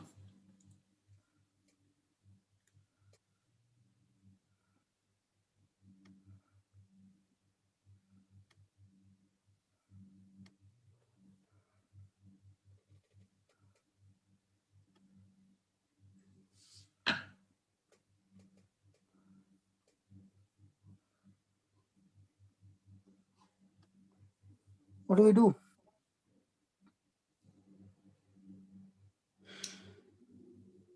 Where's Linus gone? He's not talking now? Praise God. Brother, I'm here, brother. I'm just had to go run to the shop, sir. Just have to. But I can see that you did mention about that labor. The labor part is so important. And you rightly said, when the word abides in me, you shall know the truth. It has to abide in me, not just the truth, but the word has to abide. So that's such a beautiful. Now, am I not putting labor? Yes, yes. But this labor is not self-effort labor. This labor is believing what God said, and I'm moving into that direction. Yes. How quickly, that's what we have to make that quick. This, how quickly can I move from self-effort to what God's told me and into God's rest and what He has promised in His word. So that's a job that I also have to work on. I'm being honest here. We've got to quickly move, because otherwise it's going to be self-effort instead of knowing that He's already done it for us. We have to labor into that rest. That's so very important. Praise God. Thank you, Jesus. Praise God, brother. Can you hear me? Yes, Brother Linus, can hear you. Yeah. So that's what I'm learning from, because as I said, many times you can, looking at what's happening around you, can, you may say you're not, but your words tell, your actions tell whether you're at rest or not. Is it making sense to you? Yeah. So that's the biggest, I should say, that's the biggest, task that is inside of us, or I should say not the biggest task, I should say that's what we have to labor to say, no matter what, God actually, has put His word in my heart, and I'm going to stay at rest, knowing that He is in charge, He is in control. In fact, Brother Linus, when I believe, I am at rest. I have so much of peace when I believe.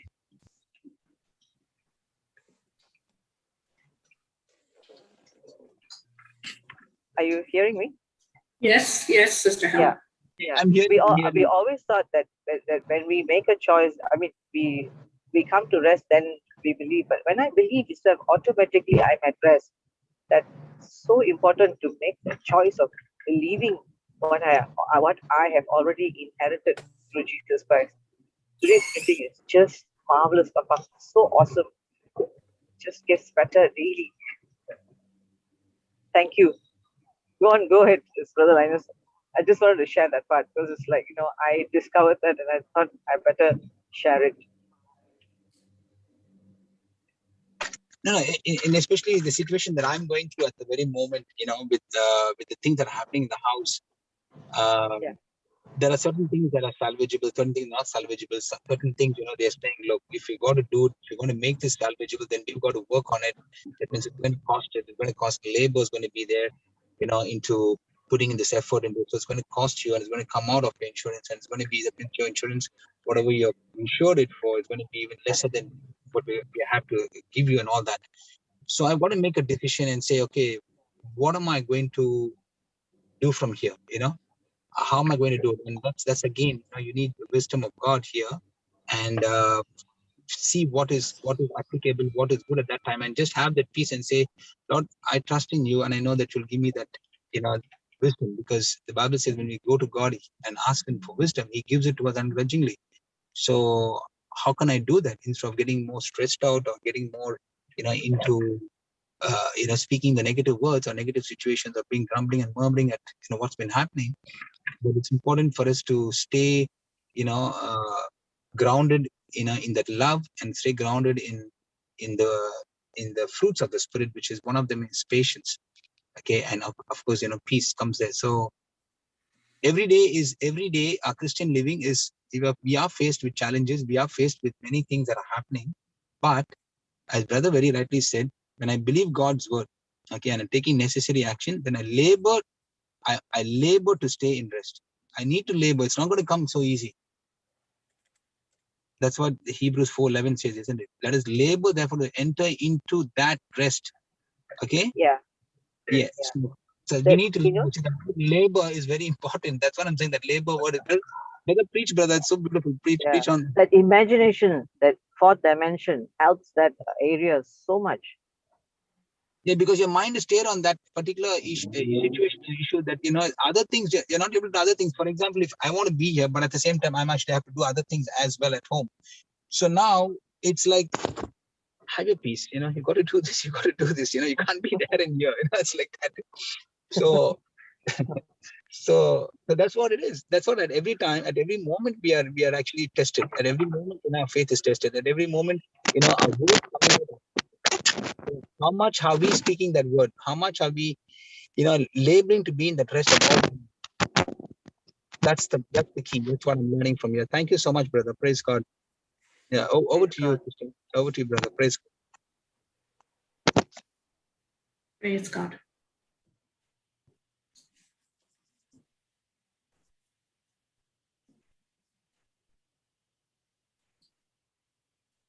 I came a bit late into the class today. I mean, I've been there, but just coming in and staring right at the scripture which Shantala has got on the screen. It's speaking so loud, and I believe just, even though I missed part of what was taught today, just looking at that scripture on the screen is preaching everything that was already preached to me.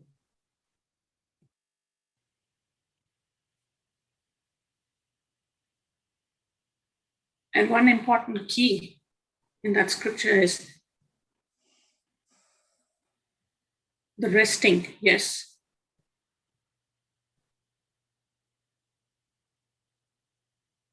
God, the Son,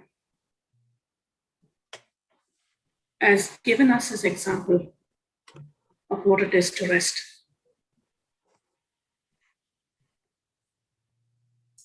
Like in most of the teachings that we have listened in, we've never seen Jesus looking at a blind man and saying, "What a pity you're blind. I wonder whose sin it is that you're carrying on your head for you to be blind."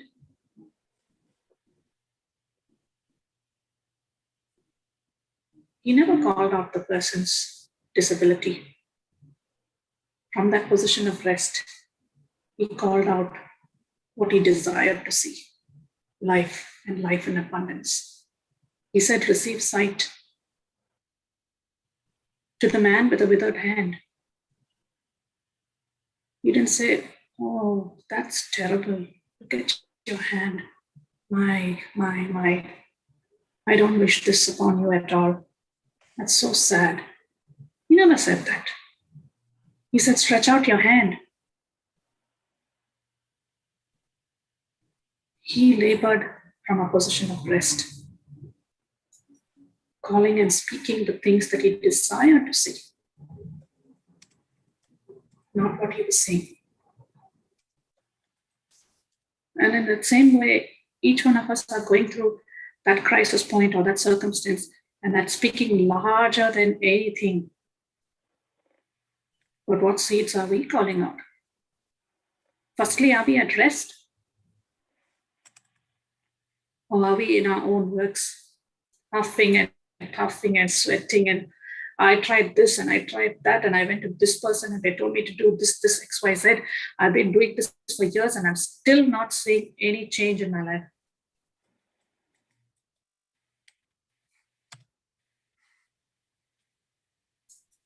Are we in the right labor?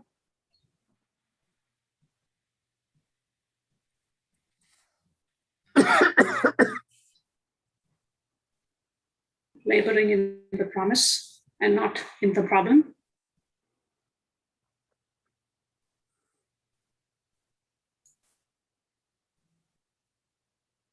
I don't know if anyone's there, but I believe the silence in the class is speaking truth. It is exposing the words that with the preaching and the teaching that we are learning here today is exposing the lies of the devil. And I believe families are coming to rest. Households are coming to rest. Wives and husbands and children, colleagues, everyday living circumstances, we are all learning what it is to rest.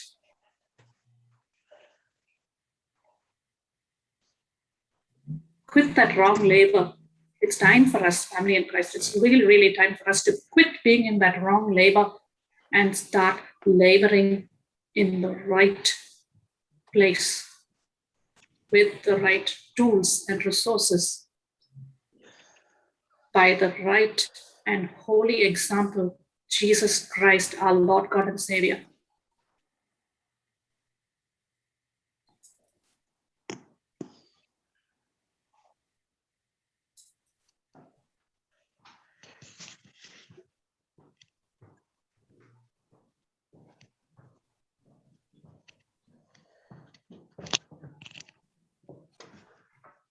Brother. Papa, you there?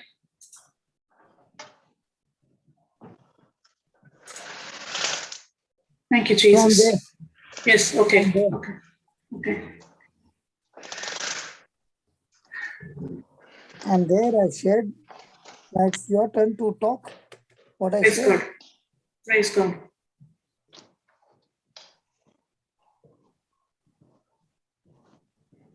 Hector?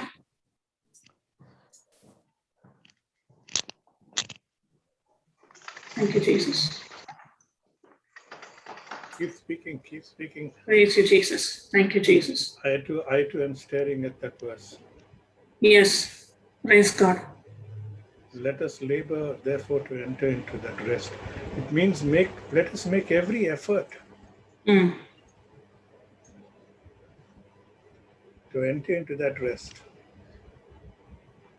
Lest man may fall after the same example. Actually, we get more. What I was doing earlier just now is reading from verse 11, from verse 1, trying to understand it better. Mm. There's so much more that is there in those verses from 1 to where we are, 1 to 11. Because again, he talks about rest in verse 3. So if we will not get an understanding of verse 3 if we don't look at verse 1 and 2 and 3. So that's what I apply. That's the strategy I apply. And the more we read the verses, the more we read the Gospels, it is the voice that is speaking to us. And, Amen. And I think what Satan feels very happy is that we get entangled with our own selves. Mm. Instead of just, as brother was earlier sharing his testimony with Newton, why the difference between the two preachers? One was after, how shall I put it, manifestations. The other one was after the truth. He says, I don't go for all these manifestations. I just speak the word of God. Let the word of God do the manifestations. You know what I mean? The prophecies. Many people are attracted by prophecies. Mm. You see, very often in the past, when we go for prayer meetings, we go to the main person who speaks and say, can you pray for me? Can you give me a word? Mm. And many go out with a big smile on their face and they say, you know, God has this promise for you, God has that promise for you. You will get a house in 3 months and you will buy your new car. But why are we running at the back of those things when we know now that the word in our lives will fetch those things? Mm. You don't have to fetch those things to know the word. Mm. So there's a lot. I too came in pretty late, but I was listening on YouTube and I could not resist coming and sitting again in front of my computer to get involved in this. There's so much more actually in this. It's worthwhile if we go through this YouTube teaching again, because there's more we can get out of it. Lots of promises in it. Lots for us to see in this, to be revealed. And it's only the simple things. It's only the simple things that are the greatest of all. Mm. Imagine rest. Can anyone rest when they have problems? Mm. I mean, we only, because in the natural, how can we ever rest when we have problems? But in the word, when we rest, we are resting with the assurance that God has given us the word. And hasn't the world... Sorry, Hector. Yeah. No, it gives us a feeling. You take care of it, Lord. I just want to rest in you. Yeah, you go ahead now. Hasn't the world programmed us into this pattern of thinking that, hey, if you don't stress, like, say, for instance, I'm sharing this again, and most of us in Australia know that it's a very fruitful time of the year in Australia because it's the end of financial year. And it's the time of the year when books are closed, accounting is all wrapped up, and your ledger is all perfect. A lot of people are like helter-skelter in this time of the year when it's end of financial year. And in some countries, it's at a different time of the year. It's probably at the end of December, or in some places it's in March. And everyone has programmed us to be, or the world has programmed us to be, oh, it's end of financial year, you have to be. And if you're not busy, it's abnormal. In my life, I've chosen to take the word busy out of my life, out of my vocabulary. I'd rather say I'm fruitful than to say I'm busy. And when I'm fruitful, I have work to do, but I'm at rest. And people ask me just very recently that when I was able to achieve a piece of work at work, complete a project at work, someone asked me the question, how did you get it done in such a short time frame? And I know that if I was operating on my self-effort, I'd probably be sitting and doing that piece of work till Christmas. But it was the rest of God. And in that rest, He was giving direction. Speak to this person. Try this method. Approach it that way. Take this turn. Look at it at this angle. Not alone He gives you rest, He's giving you direction. He's giving you purpose. He's putting people in your life to achieve that project, to complete that project in time. Why would all that happen? Because we have made a conscious choice to be in that rest. You'll get that answer in John 6:28 and 29.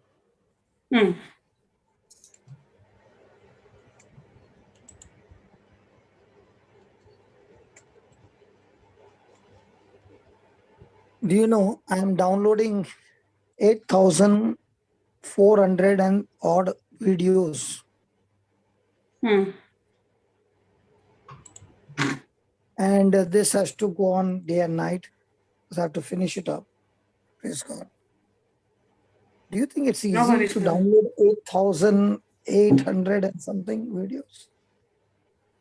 That's a big project, brother. And that too at home, not in a company. Your internet speed is... And when you come back and you see that they all came up to the border and something happened and all the 6 files found error. So each file is 50 GB. They came up to 48. Some came up to 46. And all this time I came to my room to check. By now it should have been downloaded. So I saw all of them in error. Then you remove it up. Once again, uninstall, install again, and restart everything. And you start again. Now, this project that God has given me from the day the YouTube disappeared, I am working non-stop on the laptop. And the reason I'm able to do it is only because of His grace. Amen. If a person has to download 2 files, which is not even 1 GB, you get tired. I'm talking about 18,850 something GB. 18,000. And I have taken this project to do it. And also then will come Mysore and all the other ministries, JCILM, everything backed up. Now, what became a problem just 3 days back or 4 days back became such a blessing that it has forced me to take action on it. You see, on that day, it looked like a problem. Today it is a solution because Yes. you took that decision. Mm. Now, when I told Kenneth, he said, you can download. I said, but you will not be able to work. My GB is too much. So they get 1 TB. So I said, don't worry, I will take the unlimited for a year so you can download it. So he just upgraded to one year. Okay. Now, isn't that grace? Yes. For me, I'm talking about. Did I pay anything? I did not pay anything. Mm. He's the one who's paying it. Because he has given me grace in full, unlimited, I'm tapping into it and I want to finish it fast. So that is where I'm believing, because grace is available for me. If I finish within a month, he can cancel the unlimited and go back to his old plan. Mm. So he need not pay for the next month. I am finding the same that Jesus is coming and saying, oh, this thing got lost. Don't worry. All the promises in the Bible is my grace. It's given to you free. Download as much as you want. Amen. So he's increased my data bank and he's put it unlimited download. Mm. Now, some of them who are coming and testifying are those who are downloading it. And like Newton, he has unlimited download, but he goes around asking for messages. Can you see the difference now? So in his data bank, there is only 3 lines of message, but no word of God. What happens? He's been patched up by the devil, right, left, blue, black, everything. The other one is going and downloading the file day and night, and it's loaded in the heart. Now what happens? He comes out, a man with depression, now is bashing up every spirit of depression in people's life. Why? Because in his house, he was busy downloading. So it's all about the breakfast. You just got connected here at breakfast, but after the system goes off, after that you have removed your hard disk or you are still downloading. Those who keep downloading that file over and over again are the ones who are coming back with extreme power to bash up the kingdom of darkness. Praise God. God has given to everybody unlimited download data. Mm. But if a person is thinking, no, I will not go, I will ask the preacher to lay hands on me and I'll use some files from the preacher's hard disk, sure, he will give you once, twice, thrice. 4th time, you will not find the preacher around, and now the devil will kill you there. Mm. So is it good that you download your own files or you keep connecting to the preacher's files? Download your own files, labor.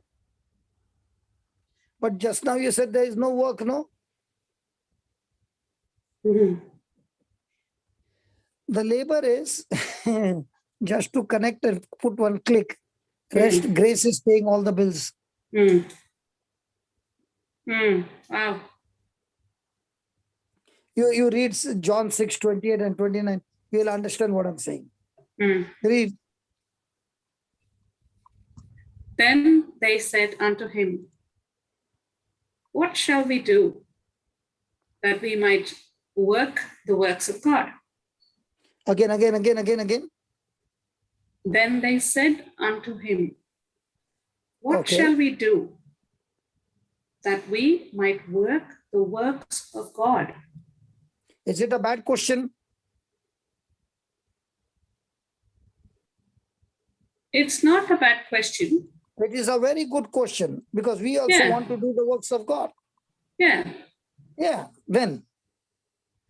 And Jesus answered and said unto them, this is the work of God, that you believe.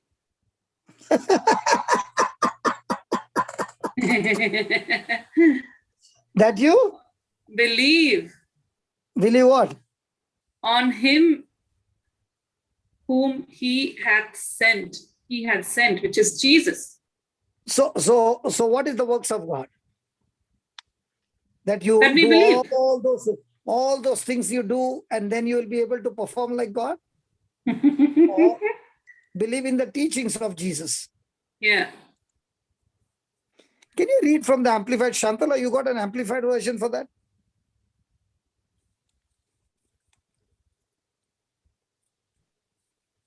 Yes, Papa, it's there. Read. Then Go ahead, they sister. asked, yeah.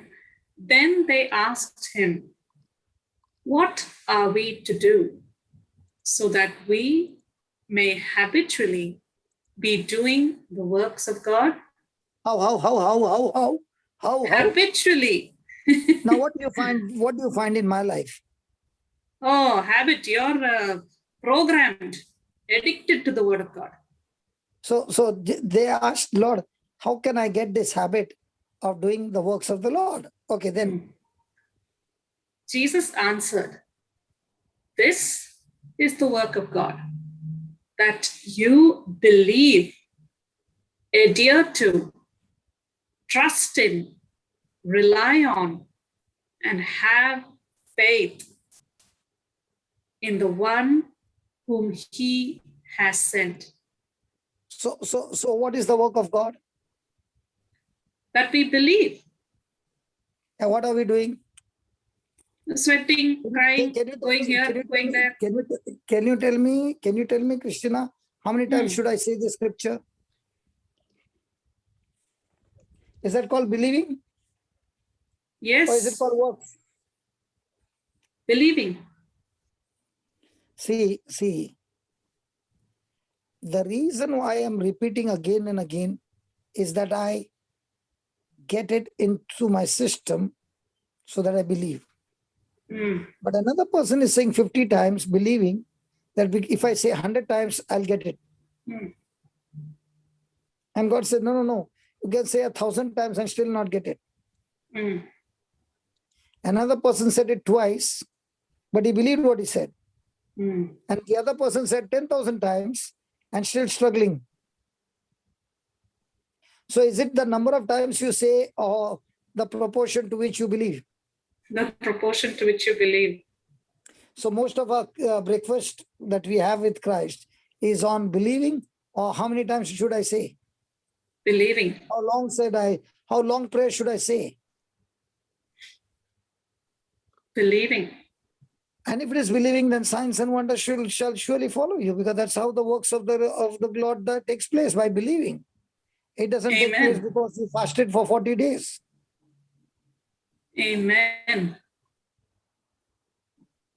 That is why what happens is, when somebody is working hard to get what God says, okay, and another person is sleeping, getting up, and in his sleep he takes 2 scriptures and he has a fantastic time with the Lord, lying down on the bed and enjoying the fellowship, okay? Now they both go to church. The one who has worked hard is still working hard, trying to qualify to say, I have worked so many hours, now I know it's going to work, and nothing happens. And the other person was sleeping, he gets up and he speaks and says, Lord, I don't have to do anything, I have to only believe in you. So I choose to believe, you do the rest. And he opens his mouth and bang, the miracle takes place. Now what happens to the person who has worked hard?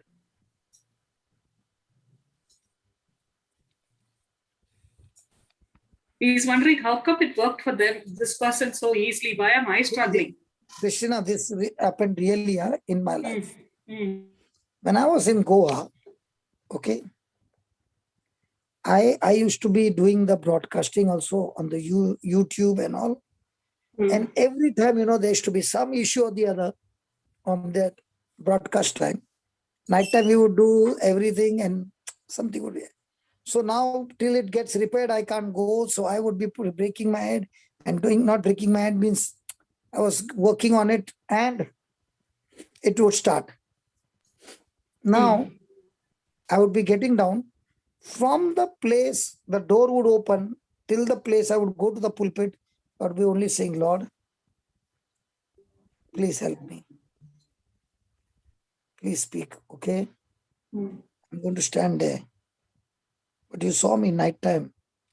We had a great fellowship, and I'm going to believe. And you're going to give me examples, and you're going to give me parables, and you're going to make it people understand it. Okay? I would go there and stand. And the topic would change, everything would change, and everything. And there were times when I would hear this example for the first time. By the time I would finish, I myself would be surprised with what had happened.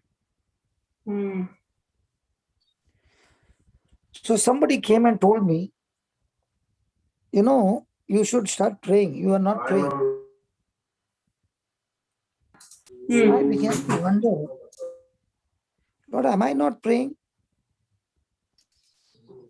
And then he said, ask him how long he prays. So that person said, I pray for 2 hours. So he asked me, how long you pray? I said, I don't know. So what do you mean you don't know? I said, even when you're talking, I'm praying with him. I'm talking to him. I'm chewing the scripture the whole day. So I don't have a set time that this time. I've got his fellowship all the time because anyway, it lives inside of me. So while getting down, I was saying, Lord, am I doing any mistake? Because they find that I'm not a prayerful man. And then he said, they are praying hard to qualify to get something from me. Whereas you, at rest, enjoying my companionship, my fellowship, believing in what I've finished on the cross. And that's why it became so easy to pray, because there's no stress to get something, because I'm not getting anything. What I'm getting is my inheritance. And I get my inheritance by believing and not by my works. That makes a big, big, big, big difference. Hallelujah. So Wow. I am not trying to do, listen to this, I am not trying to do what God has already done for me through Christ. And God does not need us to try to do what he has already done. Our sweat will not accomplish anything, but our faith will surely accomplish everything. Hallelujah. So faith is not sweating. Faith is believing. And most people are sweating hard for God to do something. But God is not doing something because he has already finished. He has already done it. So somebody is working hard to get something from God. That's religion. Because religion is doing the same thing that the other person is doing, but without relationship with God.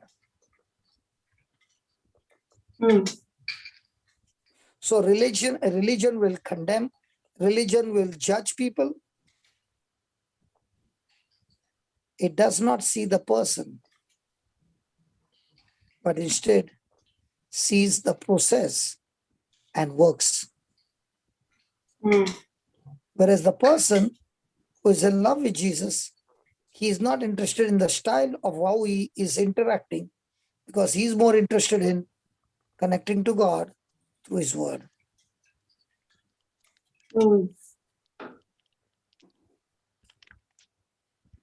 So it is ultimately my relationship with Jesus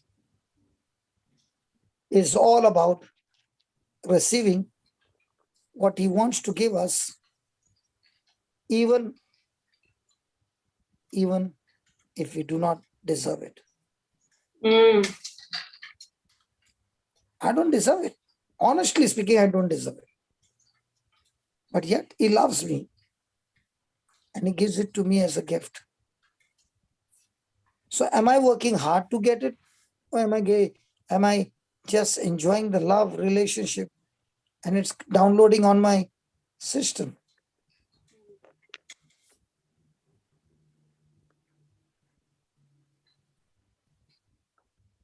If it is by grace, then there is no more works. Otherwise, grace is no more grace. But if it is works, then it is no more grace. Otherwise, work is no more work.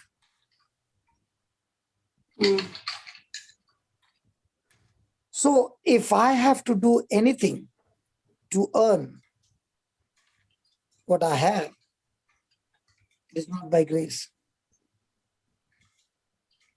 That's where many Christians fail, because they are still working hard to get what Jesus has already finished on the cross and made it available for us as a free gift from God.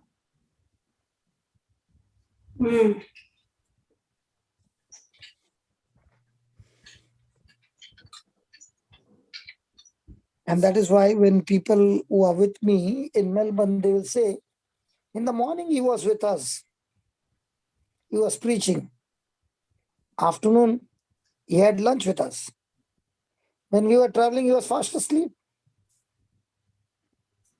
When we reached the church, he was fixing up the cables. When his turn came, he gave Maria some PowerPoint and now he's talking something else. What kind of funny person is this? And we in the choir are thinking, when will the worship song take place? This fellow's got no timing also. And he won't even say what song to take. And even if we sing that song, he will take only one paragraph. It looks like the people in the congregation think that we know only one paragraph, and that's what we learned and came. Praise God. So true. Sometimes he'll make you sing only 2 lines, as if we don't know the whole song. It is so shameful, brother, that we only sing 2 lines. But the What effects. kind of a choir is this, man? Why should I repeat the 2 lines again and again? Praise God. Praise God. It is looking totally gone case, fellow. But by the time everything is over, all those who had gone case in their health have become good case now. Yes. Amen. Yes. They have got healed. Because of those 2 lines. And if Brother Hector is there, I'll tell him, all others, stop. Let him play. This Hector and he, they have both become bracket. You know what's a bracket? Enclosures. Huh? Enclosures. He Together. will purposely tell him, brother, you play. Rest everybody silent. Hey, hold on. I also came. What do you mean by we keep quiet?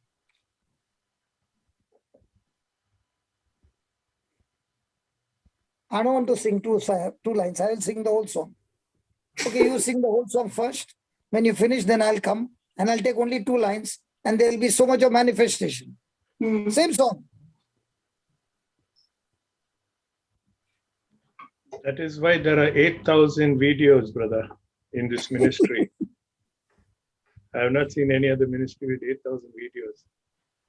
And still going. And how many times? And everything free download. Yeah. You don't have to pay for anything. Yes. And how many people have come back and said that song, just listening to that one song over and over again, it has so much of anointing and it has broken Healing. all the What works. about the healing? Yes. Healing. Amen. Yes. And that It sounds like the Brother, honestly speaking, no, if the person is not in the word and he has got a religious spirit, they will not even keep me inside the church. They will throw me outside the compound wall and say, don't ever join the choir again. Do you know what it means to be in the choir? Tell me what is flat. I'll say the one with 2-room, 2-bedroom hall kitchen.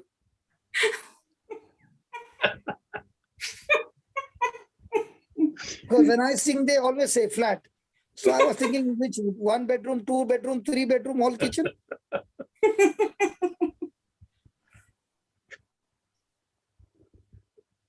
That is history now. No, you don't sing flat. No. What I mean to say is, brother, that's what I'm trying to say.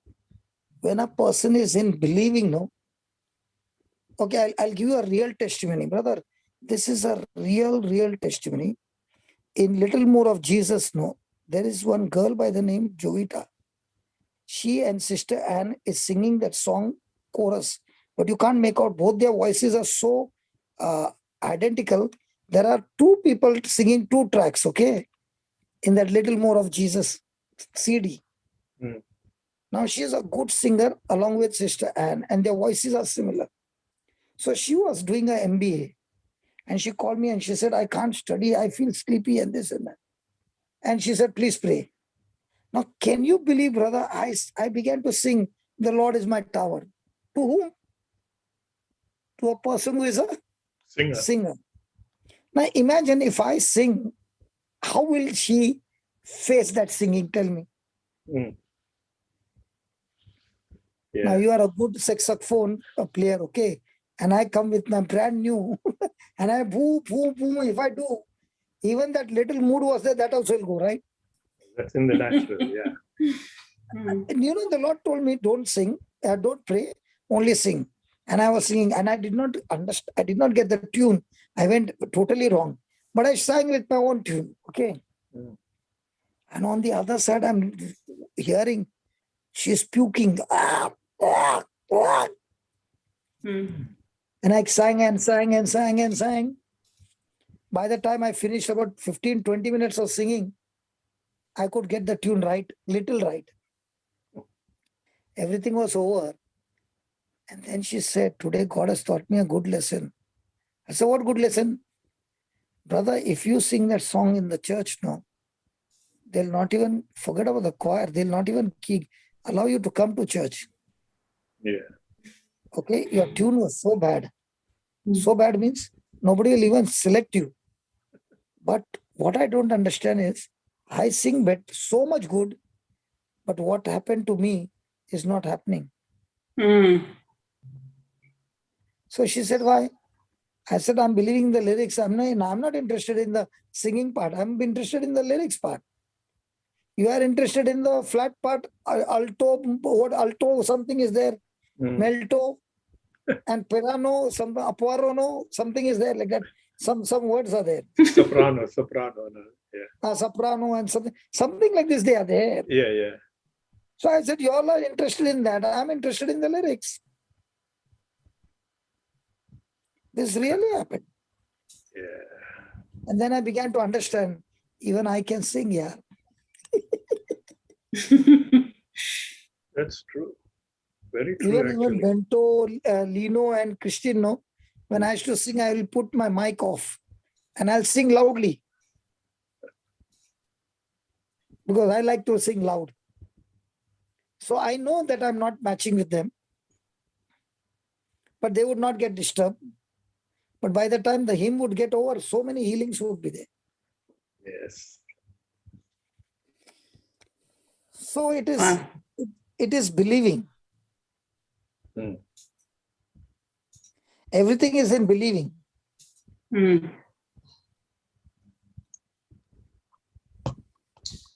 Brother, the other day, a couple of days ago, you shared about the key. The key is the small tool. But it opens a big treasure. Yes. And this belief was so small. Yes. But if you understand use the key of believing, you can unlock the treasures of the kingdom of God. That is only the key, no? So why do you think I was on the fast track? Mm. I had learned to believe. Mm. That is why I go from country to country alone. Mm. Why? Even if the team is not there, I can pick up the people from there and teach them how to believe. The team gets ready in no time. Mm. Praise God. Yeah. Praise God. So for me, the joy is I don't have to buy flight ticket for anybody. And I get Mm. local people there who start believing. And after I'm gone, they are the one who are continuing. And they're saying it is happening through us also. I said, that's why I came. Praise God, But there brother. are few people, brother, very, very few people, okay? Very, very smart people. They've begun to make a plan. When he comes, I'll organize this and I'll organize that and I'll organize that. And I'll be his manager and I will do this and I'll do that. What do you say for these people, brother? You're talking to Helen. Organizers. Yeah, organizer. If you had brought your own team, we would not have had a Linus or a Lawrence or a your own team would have done it. Obviously, that's not how it should be. Mm. The real joy is you choose people from there and make a team out of there. So when you're gone, they continue. Yes. And in fact, this 8,000 videos should not have been your problem. It should have been your team who would do it. Mm. But you have taken it on your own as your own baby. And this is a very clear sign, brother, that Satan has taken notice of what's happening. As is, why should you bother about your 8,000 videos? That's what I'm saying. When Satan took a notice on my video, that's why I'm sitting now. Also, I'm downloading, brother. He knows that I'm saying I'm not going to allow my baby to go into an abortion or miscarriage. No. Amen. This baby is so precious to me. Amen. Today in one day, I downloaded 2 TB, 2000 GB. Mm. Praise I God. think you all did not understand what I said. Praise God. Yes, Praise yes, God. we understand, brother. Tetrabytes and gigabytes. Yeah. Praise God. And that Praise takes God. a long time, isn't it, brother? Downloading. Yeah. I thank God my son-in-law and my daughter know. They are in this field only, Mm. Beautiful once ministry. I told somebody asked, what are your children doing? I said, husband and wife are both in Facebook. The lady said, don't worry, brother, we will pray for them. Don't worry, they will change, brother, don't worry. I said, what do you mean they're full day in Facebook, no? I said, no, they're not in Facebook full day, they work in Facebook. Mm. Isn't that how the world is, brother? Ignorant of the truth. Yeah. So when I told him I have to download each video, he said, Dad, if you do that, you will never get all the videos. Mm. Because you are the owner of the YouTube. This is information I'm giving to everybody. Okay. Mm. When you are the owner of the channel, when you write to them, they collect all the videos and compile them into one single link with different files, number.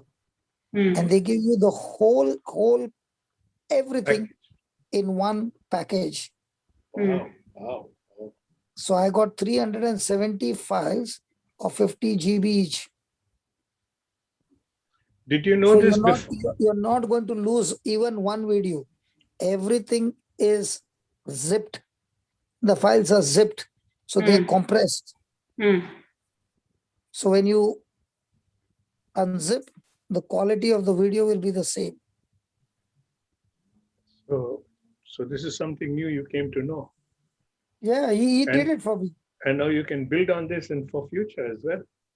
So what I find the secret, I make it public for everybody. Mm. Yeah. So if somebody has got an issue of downloading his own videos, then that system is there. You write to them that you want to download your own videos, everything. They give you, they compile, they make it. It took 2 days for them to compile. Praise God. Praise God.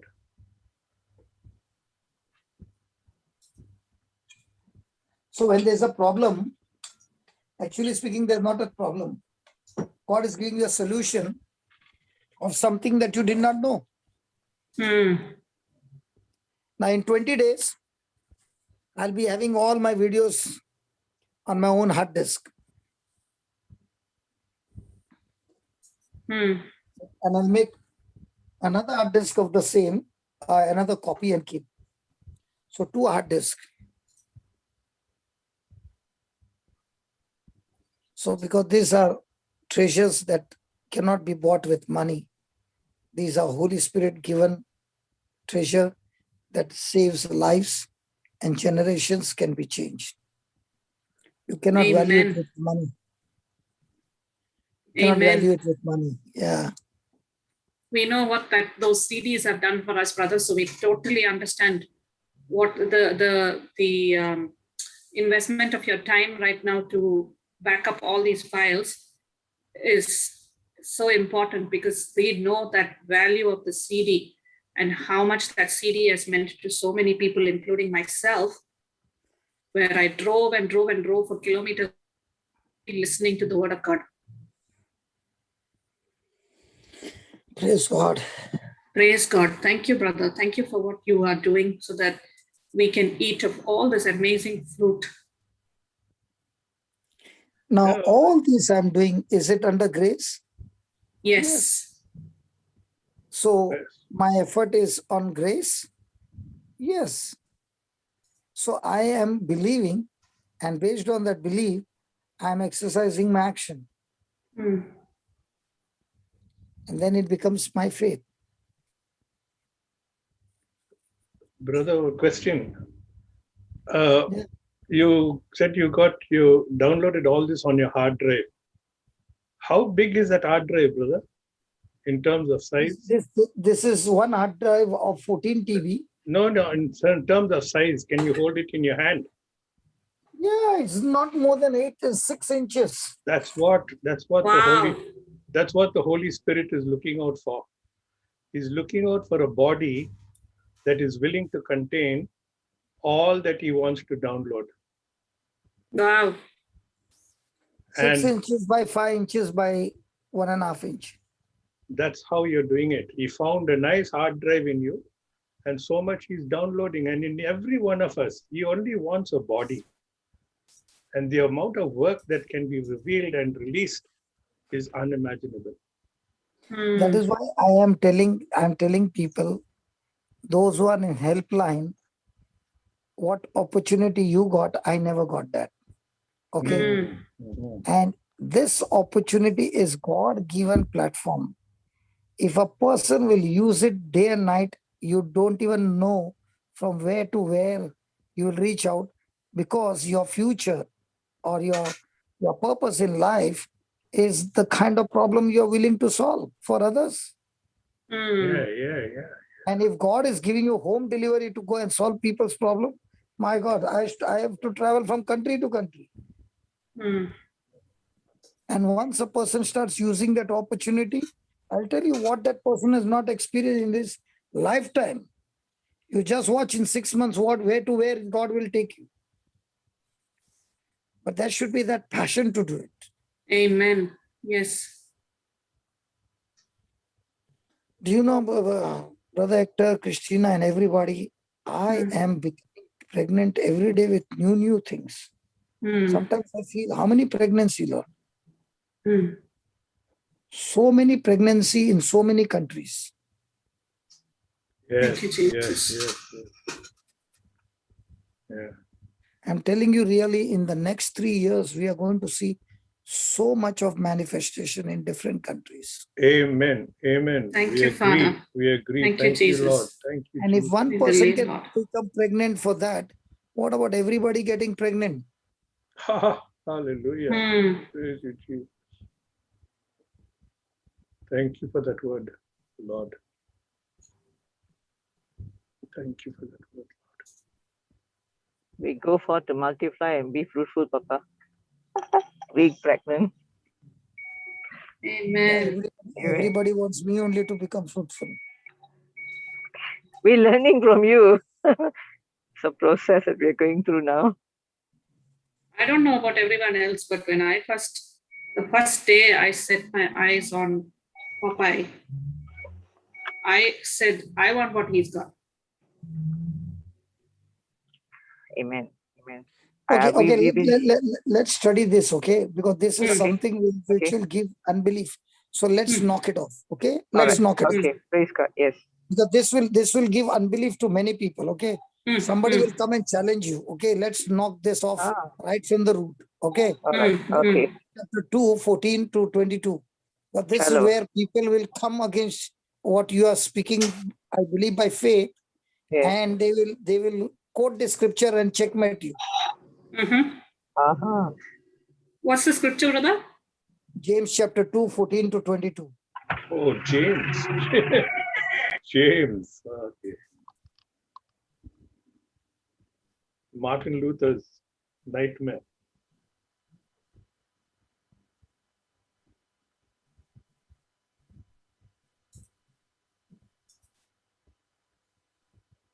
James, Sister Shantala, are you putting it up?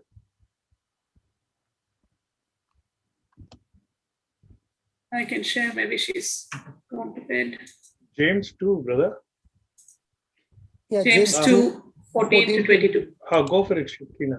Because if I put on my laptop, everything will get jammed over here. No, Okay, give me a second. I'll share. I got it ready if you want. Okay, go for it. Go for it.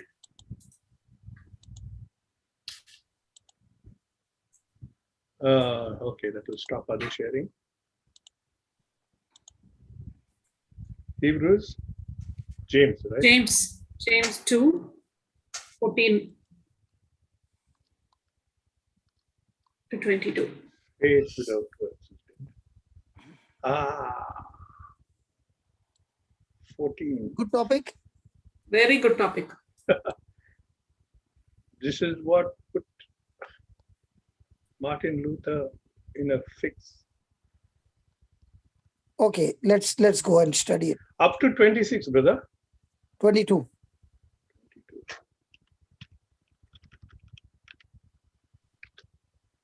Yeah. Okay, let's start. Tina, you want to read? Okay. What does it profit, my brethren, though a man say he has faith and have not works? Can faith save him? If a brother or sister be naked and destitute of daily food, and one of you say unto them, depart in peace, be you warmed and filled, notwithstanding you give them not these things which are needful to the body, what does it profit? Even so faith, if it has not works, is dead, being alone. Yes, a man may say, you have faith and I have works. Show me your faith without your works, and I will show you my faith by my works. You believe that there is one God. You do so well. The devils also believe and tremble. But will you know, O vain man, that faith without works is dead? Was not Abraham our father justified by works when he had offered Isaac, his son, upon the altar? Wow. See you how faith wrought with his works, and by works of faith made perfect. Wow. Praise God. Powerful. Praise God. Praise God. Christina, Yes. you are a firefighter, right? Yes. Let's say we are all in an auditorium. Mm. About 100 people, okay? Mm. And suddenly you came inside and I'm preaching and you're coming and telling me that the auditorium outside has caught fire. Mm. The same building is on fire. And everybody were listening to the word of God. Mm. What do you think will be the response? The choir was singing beautiful praises of God. Mm. What a mighty God we serve. What a mighty God we serve. Mm. You heard that no song? Yes, Mhm. Please don't sing, we'll be in trouble. But you know that song, right? Yes, Yeah, yes, yeah, yes. Angels will be adoring and all that, right? Yes, Mm. yes, yes. And now the news came, there's fire. Mm. Now what happened? Everybody does the scoot. They'll leave the building. Now what about the choir who was singing? Choir also escape. They'll be the first ones. All ran away. So let's say everybody ran and Helen is the only one on the chair with hands lifted up. Mm. What will you tell Helen? Yeah, run, man, run for your life. Because if she is showing no action, they'll say this girl is gone crazy. Might be, she doesn't have, might be, what do you call it? She does not understand what is happening. Mm. So anything that you truly believe, will it be backed up with action? Yes. Yes. So when you say faith, and it is a heartfelt conviction, it is felt so strongly. Now, will that faith influence your action? Mm. Sure. So what Message happens for to the person who says, I have faith, I believe the word of God, but the action contradicts what that person said about belief? Mm. What do you think about that action? Dead. listen. Huh? That faith is You without wavered. works. So that faith is a Bible faith or not a Bible faith? Not Bible faith.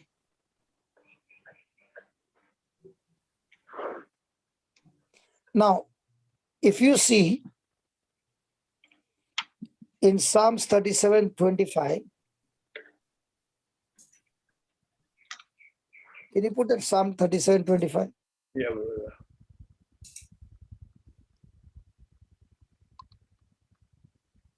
Psalm 37.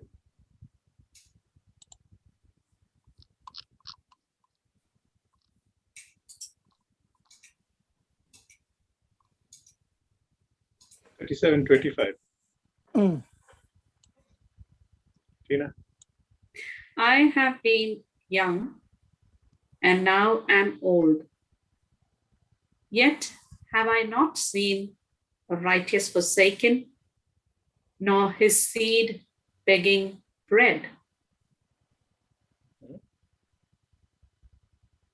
So a person who is righteous, a person who is godly, Mm. you'll never see him hungry. You'll never see him begging. He is full of God's provision, right? Mm-hmm. Hmm? Yeah. Yes. So you mean to say people who are saved, they cannot have problems? Yeah, they do. They can. So they can have the same problems as anyone else. Yes. Then how will they come out?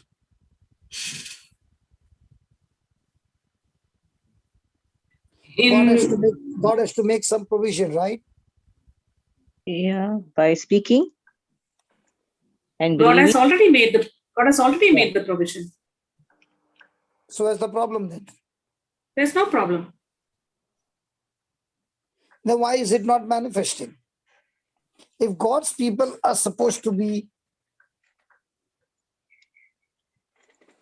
he's saying, I've never seen a righteous man hungry or begging. Because that's how God's people are meant to be. You are righteous. You have been made a new creation. So how come this person is still in such condition? Because 24 speaks to him. The Lord upholds him in his right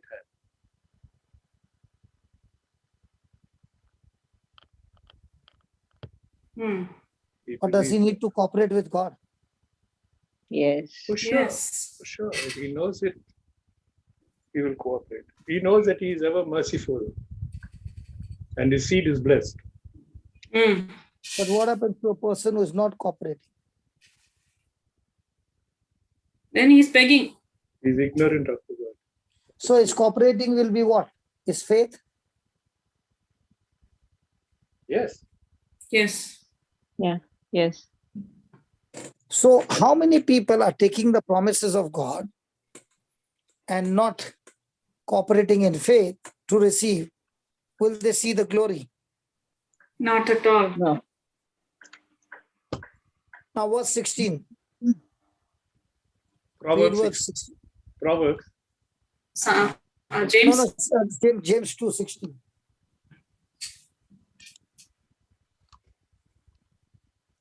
Yeah. And one of you say unto them, depart in peace, be you warmed and filled. Notwithstanding, you give them not those things which are needful to the body. What does it profit? So what do you say about that? Oh my God. That is like,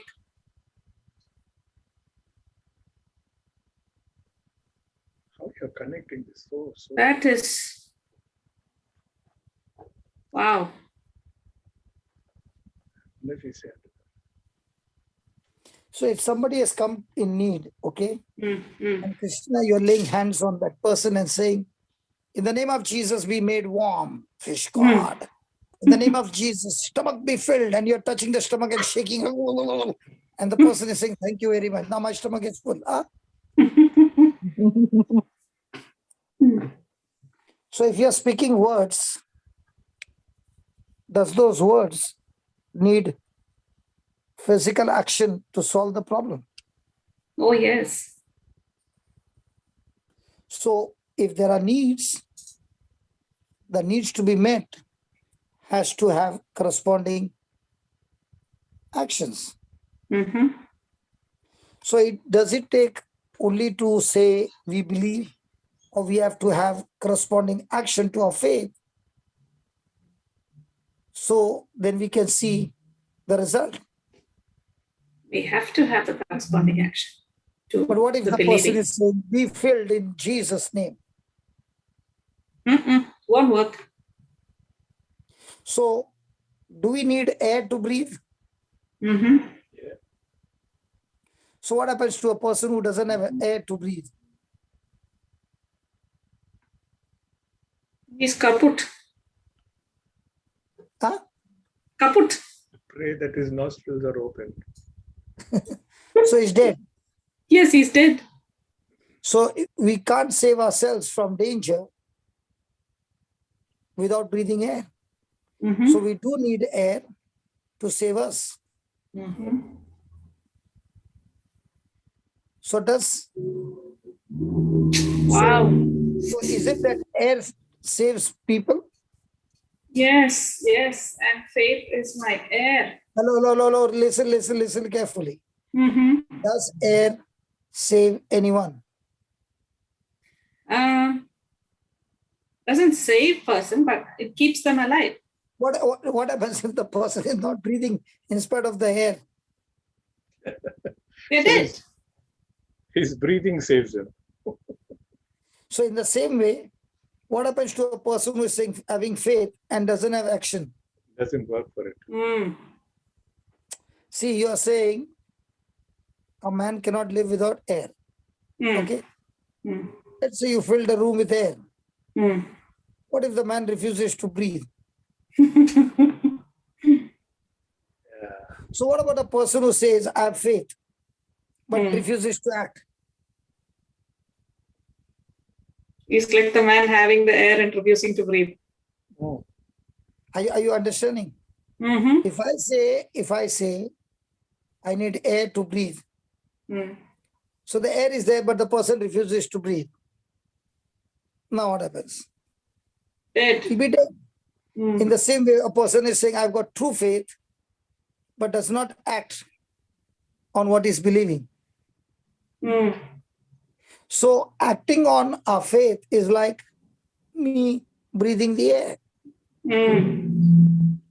So for my faith to come alive, I need to have a corresponding action for that faith to produce. Yes. Are you following? Yes. Very well said. Good analogy. Very, very good. So when I say I've got faith, so my corresponding action will show the corresponding result. But my action is why? Because I believe. So because I want my life to be saved, I will begin to breathe air. So now, because I'm breathing air, the breathing air can save me. So a man says in verse 18. Yeah, a man may say, you have faith and I have works. Show me your faith without your works, and I will show you my faith by my works. So now in Romans 10:10, what is the word of God saying? The one who believes in his heart and confesses with his mouth. Correct? Yes. So believe is a matter of the heart, not of the mind. Yes. And out of the heart flows issues of life. So out of our heart comes our actions. So somebody is saying I have faith, but no action. Now, was that a true heart faith? No. Somebody said, I believe that God can open deaf ears. So when I said, come and open deaf ears, nobody comes. So when they lifted their hand and said, we believe that God can heal this man, did they really believe from the true heart, or did they believe from their mind? From their mind. And that is a pure deception. So when a person believes from his heart, by default, there will be a corresponding action. But now, can people see what's in your heart? Yes. Can people see what's in your heart, Baba? By my actions, they can see, Baba. By your actions. But can God see what's in the heart? Yes. So if I understand that true faith always produces action, okay, then when a person says, I got faith, now, will it be with the follow-up action? Correct. But the one who's saying, I have faith, but acts differently. Now, is that person fooling himself? Yes. Yes. And is that person knowing the truth now? No. So it takes more than words to solve physical needs. Wow. Yes. Their needs, their needs has to have a corresponding action. Action. If my faith is strong enough, then my action will reflect on my belief. Action will reflect on that. Now, I want to Yes. ask, I want you, I don't know whether Christina was there, but I know Brother Hector was there. When that Brother Anthony came with the oxygen cylinder, Yeah. he was sitting on the first row. Mm. Okay. Now, if I had no strong belief, would I tell him, come now, let's get the cylinder out? Correct. Now, was the relay going live? Mm. Yes. Would everybody's eyes be fixed on this miracle? Oh, yes. Now, did I panic? No, there was confidence in you.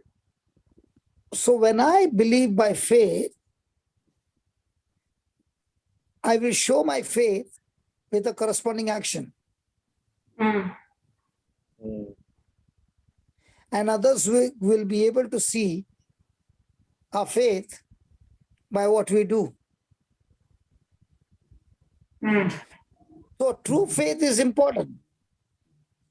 But that true faith, if it is not followed by demonstration of what I believe, then it will be a fake faith. Yes. Hello. Yes, Mm. yes, yes, yes. So when I have action in faith, now everything comes alive. Mm. So my Wait. action makes my faith come alive. Yeah. Mm. So when I'm Yeah. justified by faith, I'm not even interested in the law. Mm. So When I you're- understand it is by the grace, and I mix to that grace by faith, now I am saved. Mm.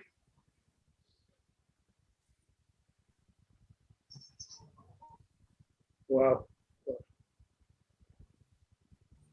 So in other words, So your when I action. say I'm justified by faith, I'm saying Mm. I've got nothing to do with the law. Mm. I am justified by faith. How simple. And that is why the Bible says, by grace are you saved through faith. Mm.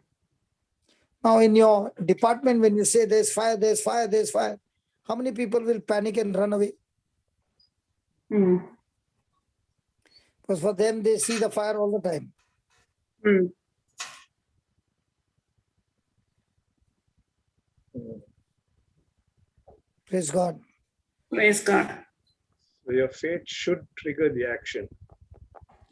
Yes. And your action reflects the quality of the faith you have. Okay, brother. I like what Brother said, that true faith is important and it must be followed by what I'm believing. So it must be followed by an action. If it does not follow by that action, it's a Then fake what faith. you've got is gone. Mm. So how many of us are operating in that fake faith? Isn't it, brother? Yeah. Being mesmerized and living in deception with fake faith. Absolutely.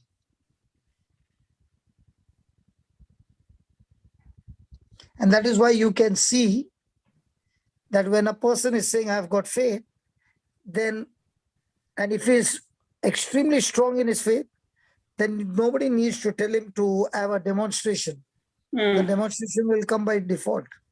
Mm.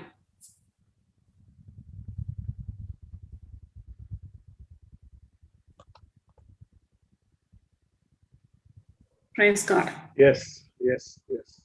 We can study this tomorrow more detail. Yes, yes. Okay. Yes, brother, surely.